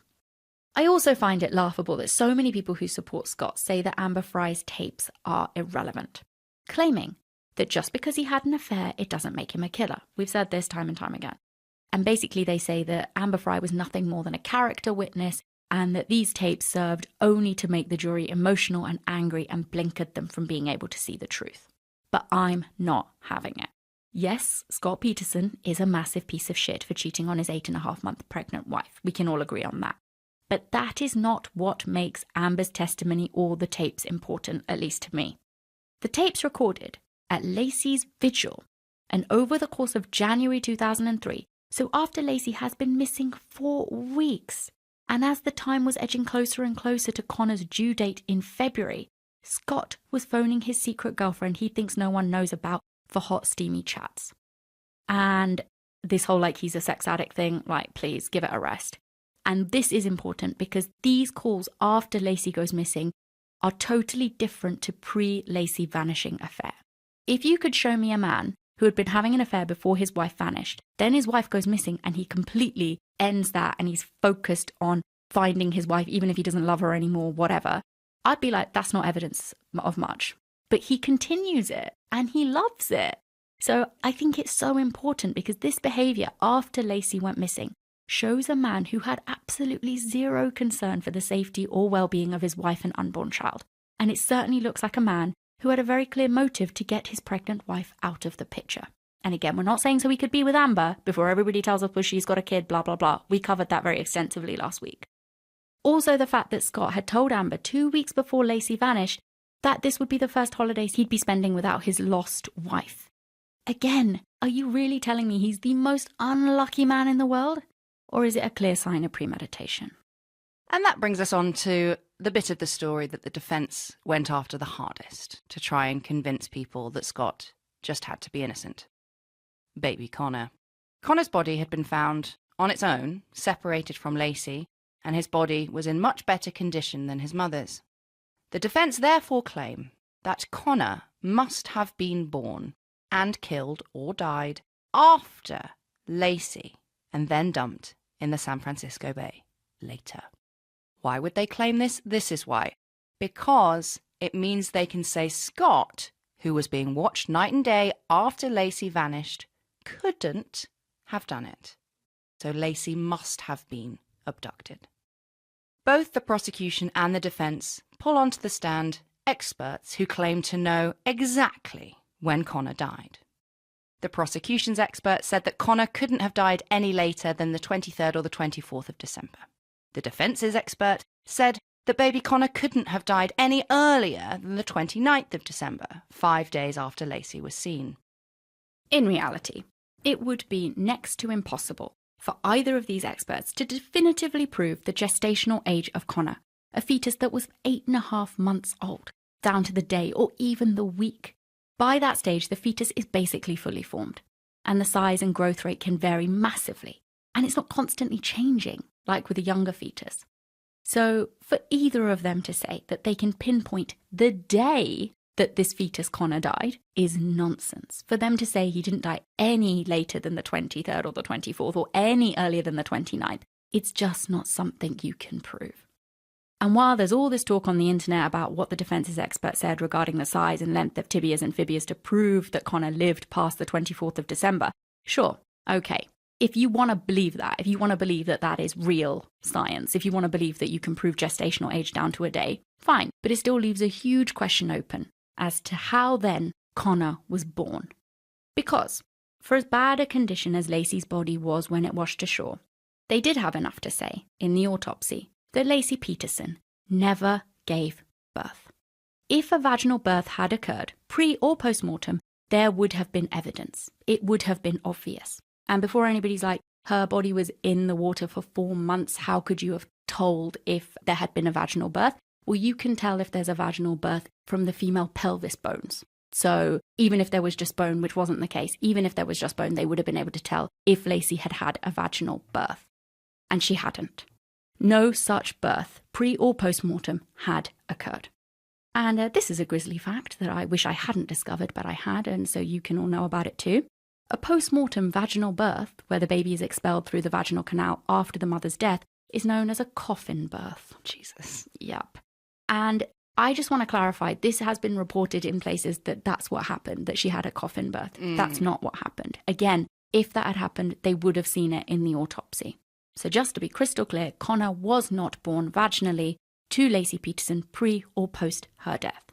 There were also no cuts to her abdomen, indicating a C-section had been performed. So Connor had not been cut out of Laci while she was alive or after she was dead. So how did Connor get out? Clearly not while Laci was alive. And if you thought coffin death was bad, this is worse. The most likely scenario. the only one that makes sense, given the evidence, is that baby Connor was inside Laci's body the entire 4 months she lay at the bottom of the San Francisco Bay. The reason he was less decomposed than his mum was because her body protected his from the water and from the elements. For example, if you put a body in a suitcase and then put it in the water, it will decay slower than a body that's just straight in the water with no protection. They are going to decompose at different rates. And even more than that, he's in an amniotic sac. He's in an airtight Tupperware, essentially, like nothing's getting at him. Yeah, and I just want to say this because I'm sure some people will bring it up, is that all of Laci's internal organs were missing and, not there. I believe there were even barnacles growing on her bones, how long she'd been down there, which is just, when I read that, I honestly burst into tears because that's the most just fucking grim thing I've heard in such a long time. But again, the thing is here, you have to weigh up the other possibilities, and there is no explanation for how else Connor could have been born. So the answer must be that he was inside Laci. There isn't another explanation. So even if it doesn't make total sense because her other organs are missing, the idea that he was born or cut out of her can be proven that that didn't happen. So here is what makes sense. Connor is inside Laci, and then when her head detached the night of the storm, thanks to whatever was weighing her down, probably concrete, Connor came out of the top of Laci's torso, and they were separated. I don't really see how else you could explain them being found relatively close together within a day. They're found a mile apart on the shore, 18 hours apart. The defence have a crack at it, ignoring the fact that there was no way that Connor could have got out of Laci's body without there being very clear evidence that that is what he had done. They claim that he was born and then killed or died, and then whoever had him disposed of his body in the exact same place they had dumped Laci. Again, for the squillionth time, why would anybody do that? Especially because the police are there the whole time. If you believe this theory, that means you believe that these people, whoever they may be, just so happened to dump Connor's body at the exact same time that Laci was found as well. Yeah, and Connor's body's found first, by the way. It's 18 hours later that Laci's body's found. It's too much, man. So you can't even say that Laci's body was found and then these people were like, aha, it's our chance now to get rid of this baby that we've been keeping. Let's go dump him down the same shoreline. For what purpose? And also, he's found first. What a fucking ginormous coincidence. The other point, often jumped on by Scott's supporters, is that of the dog-walking eyewitnesses. So basically, on Christmas Eve 2002, several people, 12 to be precise, claimed to have seen a pregnant woman matching Laci's description walking a dog matching Mackenzie's description around the local area, including in the park where Laci often walked the dog. One witness even said she saw the woman with the dog being shouted at by two men in the park. But there are several issues with these sightings. Firstly, as much as the documentary makes it sound like all of them saw Laci, they actually all say that they saw a pregnant, and in some cases, just a round woman walking a dog. Now, some of them obviously, since it's come out that they could be a vital eyewitness, say that they saw Laci. But at the time, they say that they saw a pregnant woman or a round woman. And the prosecution were able to bring in literally like a parade of women who kind of look like Laci, who were walking their dog that same day. So it was just nonsense. And also, in suburban California, the idea of seeing a pregnant woman walking a dog hardly seems to be definitive. Now, don't get me wrong. Some of them claim, like I said, that they absolutely did see Laci. But not one of them had a direct interaction with the woman. Not one of them had a conversation with the woman to confirm that it was indeed Laci that they saw. They also claim that the woman had been wearing a white top and black leggings or trousers. This matches with what Scott had said Laci was wearing the day that she vanished. And also what she'd been wearing the night before, the night they went to see her sister Amy. But are these people just making something they saw that day fit with Scott's description of Laci that morning? Because when Laci was found, she was actually wearing beige maternity trousers, not black leggings. The outfit she'd worn the night before, which is probably what Scott was describing, was found hanging up in her wardrobe. These witnesses also all made their sightings of the woman and the dog after 10:18 a.m, which makes Scott fans very happy because it would mean that if it was Laci, Scott was already at his office by then, so he couldn't have killed her. And these dog-walking eyewitnesses also tie in with another huge point made in this documentary about the postman and his evidence. Scott's family in this documentary basically say that the Petersons' postman was never heard from in court. They say the jury were never allowed to hear the postman's testimony, and so therefore they didn't have all of the information. And they say that this happened because the prosecution didn't give the defense this information during discovery. But this is just not true. The postman testified. I can find and have read the postman's testimony. Mr. Russell Graybill, the postman, delivered a parcel to the Peterson house between 10:35 and 10:50 a.m. on the 24th of December, the day that Laci vanished. He said that the back garden gate was open and that Mackenzie did not bark at him like he usually did. So again, Scott's supporters say that Laci must have taken Mackenzie out for a walk after neighbour Karen returned him to the garden at 10:18, because he wasn't there when Russell delivered the parcel. And therefore, Laci must have been alive after 10:18. But the problem is that, once again, this makes so very little sense, because if the 12 eyewitnesses did see Laci after 10:18 and Mackenzie really wasn't there when the postman came by, that means that the dog must have got out of the Petersons' garden while, say, Laci was mopping the house, like Scott said she was when he left. Then he was returned to the garden by neighbour Karen. Laci then had taken Mackenzie out for a walk, oblivious to his little escape, been spotted by all of these people, and during this walk she must have been abducted, and Mackenzie must once again therefore have been found wandering the streets with his leash on, and returned once again to the Petersons' garden by another mystery person who to this day has never come forward, because Mackenzie was in the garden with his leash on when Scott got home at 4:30 p.m. So if Laci was abducted on this dog walk, how the fuck did Mackenzie get back into the garden? Oh, and between the mopping and taking Mackenzie out, Laci must have changed her clothes, but also she can't have, because those people saw a woman in a white top and black trousers, but when her body was found she was wearing beige maternity pants. What? If you can't buy that the dog was returned a second time, the only explanation that fits is all of the above happened, except Laci did get home safely from her walk, and then she got changed and was abducted from her house. But there was absolutely no evidence that anyone had ever entered the house. There was no evidence of struggle that Scott reported seeing when he got home that afternoon. This is the thing. It's like, if she was abducted from the house, why would burglars clean up after themselves, and how could they have taken her so calmly with no evidence behind? Maybe they managed to take her with no physical evidence behind, because like we said, there doesn't always have to be physical evidence. But again, no one saw a single thing? I don't know. And on top of everything else, I'm going to keep saying it. This is the thing. People bring up a point that isn't easily explainable, and they pretend that that negates everything else we've talked about. Finally, several of Laci's friends testified that by the end of Laci's pregnancy, she'd been struggling. She was in a lot of pain and she could barely walk. They said that a few days before she vanished, she had to be helped out of a yoga class and walked to her car because she was in so much pain. So actually, it's unlikely she would have been walking Mackenzie at all. But whether or not you agree that these witnesses are credible or not, guess who didn't think they were worth very much? Mark Geragos. Because he didn't call a single one of them to testify at trial. Why? Because he knew this was all nonsense. He knew that the prosecution would just make the exact same argument we just made. And he knew that they would be able to present this parade of women who looked like Laci who were walking their dogs that day. He knew that it didn't make any sense. And he knew that it would have torn the defence's argument apart in court and completely undermined them. And say what you will about Mark Geragos, but he's a very good defense attorney. You can say he's brash and rude and loud and crass. He is. But he's good at what he does. Yeah.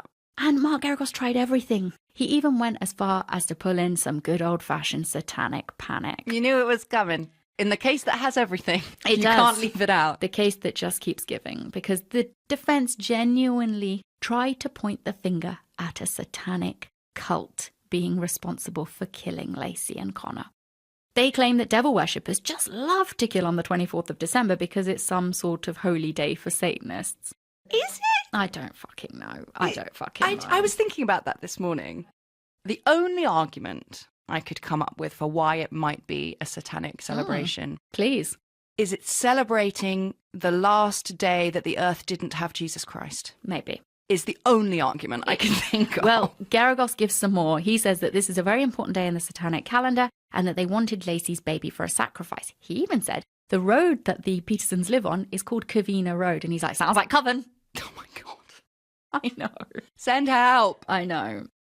So the defense backed this whole satanic panic, satanic cult theory up by saying that when Connor's body was found, there was a piece of string entangled around his neck and body. and a bit of black tape stuck to his ear. Firstly, why would anyone strangle a fetus to death? Why would you do that? It's gonna die. Why would you use string? So the string that Garagos described as a noose-like object and the tape that are found stuck to Connor clearly are just debris from the water of the bay. I've only been to the San Francisco Bay once and looked at it. I can't remember, but I'm presuming, like most bodies of water in major cities, it's probably gross and filled with... Especially after a storm. Yes. And so I find it really shocking to see so many people out there being like, well, how do you explain the string? I have also been quite surprised by how... I'm like, pretty easily. Virulently, people are like, but the string, I'm like... It's rubbish. There's just been a storm and it's a bay. Literal rubbish. Yeah. The string is literal rubbish. Are you serious? If he had been found in a shallow grave in the desert and he had string wrapped around his body and his neck, okay. Connor is found in the San Francisco Bay and he has some string wrapped around him and a bit of tape stuck to his ear. Garagos also pointed out that 7 other women had gone missing in the area whilst they were pregnant, and one of them, Evelyn Hernandez, her body turned up in the San Francisco Bay too, just like Laci. But we already know, because we already told you, that pregnant women are at high risk of being murdered by their partners, not by satanic cults. The trial eventually wrapped up in November 2003, almost 5 months after it had started, and the jury was sent for deliberation. But this jury had its problems. One of the jurors was removed about 5 days into the trial because she had admitted to Googling the case. A few weeks into the trial, juror number 5, Justin Faulkner, was dismissed after he spoke to Laci's brother one day about the media standing outside taking photos. Justin Faulkner was replaced by Rochelle Nice, who would go on to gain the nickname Strawberry Shortcake because of her dyed red hair. And, I know she's difficult to forget, but remember her because she comes up later on. But for now, we need to tell you about one more juror who was removed, Foreman Gregory Jackson. Jackson had spent the entire trial filling up journal after journal with notes, and the other jurors, when it came to deliberation, found him relentless. He wanted everyone to obsessively go over every detail time and time again. The others grew frustrated with him and requested that he be dismissed, which he was. Now, people who support Scott say that apparently Gregory Jackson didn't think that Scott was guilty, and he was very insistent that they go over every piece of evidence, and they're like, oh, look, he was the one who didn't think Scott was guilty, and they complain about him because he wants to be thorough, and then the judge removed him. But they remove him saying that he was being like an obstructive member of the jury. I don't know what the precedent is on things like this, but the judge allowed it and removed this person. So we're not hiding it from you, we're telling you what happened. So soon after the foreman was removed, the jury announced that they had reached a verdict. Guilty. Scott Peterson was found guilty of the first-degree murder of Laci Peterson and the second-degree murder of Connor. And Scott Peterson was sentenced to death by lethal injection. And I found it really interesting in conversations after and interviews he does after and like a jailhouse phone call that he gives. Scott Peterson is able to describe in immense detail his devastation and the very real and agonizing physical response he felt to being convicted. He gives a very descriptive explanation of how this made him feel. Something he never really seemingly was able to convincingly convey when he found out about the murders of his pregnant wife and baby. When Scott Peterson was found guilty, the crowds outside, because yes, there were huge numbers of people waiting outside the courthouse, erupted into cheers. And some of the jurors walked out and gave impassioned speeches to the media. Rochelle Nice, Strawberry Shortcake, was one of them. He is a jerk, and I have one comment for Scott. You look somebody in the face when they're talking to you. It was just another day in paradise for Scott, another day that he had to go through emotions. But he's on his way home, Scott figured. Well, guess what, Scotty? San Quentin's your new home. And it's illegal to kill your wife and child in California. You might find that a bit distasteful, we certainly do. It's actually completely unnecessary, tacky, and just far too boisterous, considering that Laci and Connor are still both dead.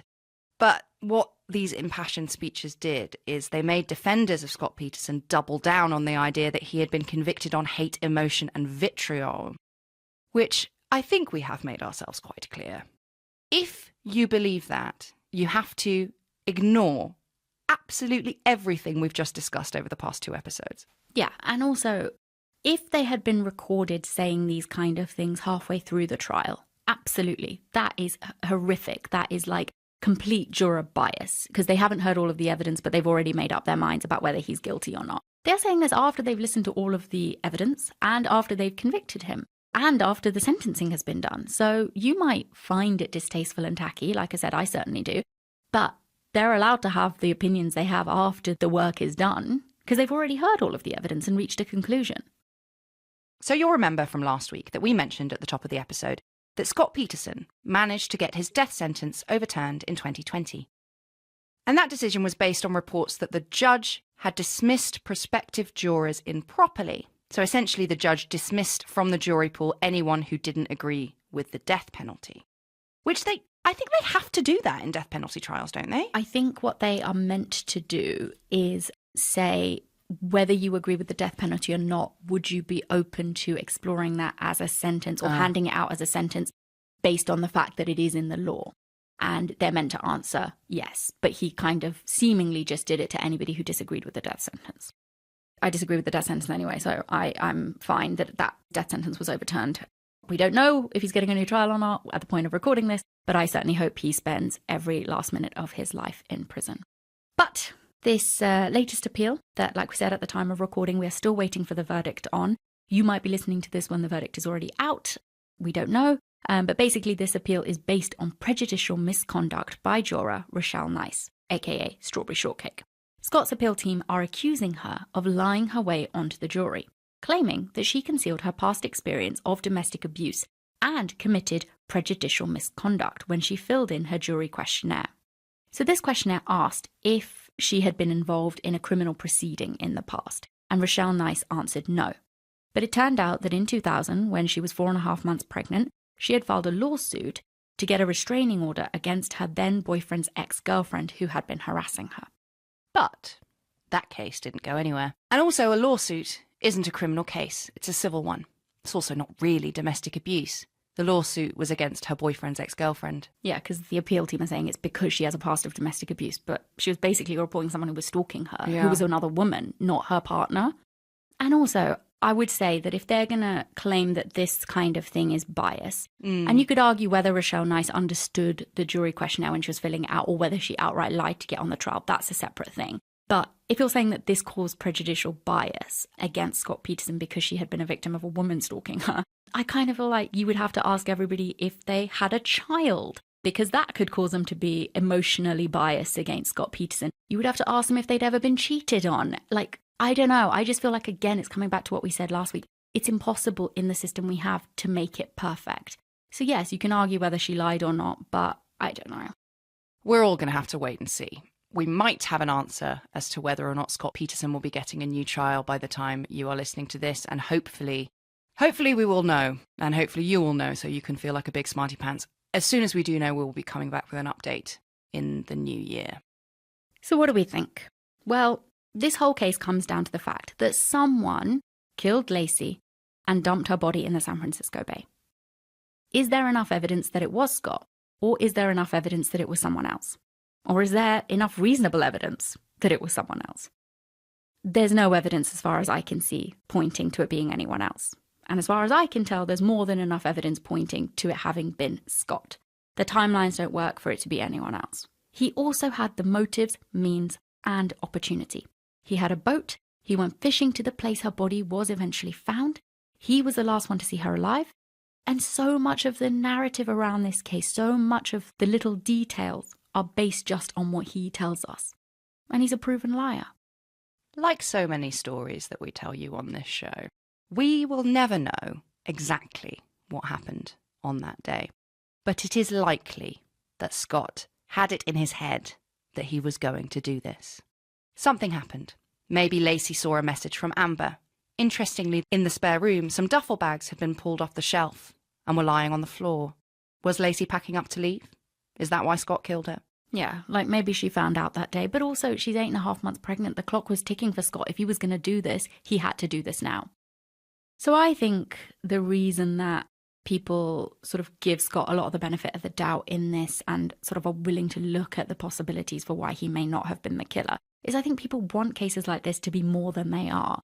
I think they want them to be more interesting, more horrific, more twisty-turny, with a shock plot twist like the latest TV crime drama.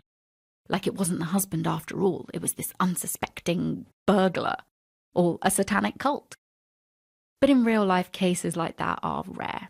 People are typically killed by people they know, and heartbreakingly, pregnant women are all too often killed by their partners.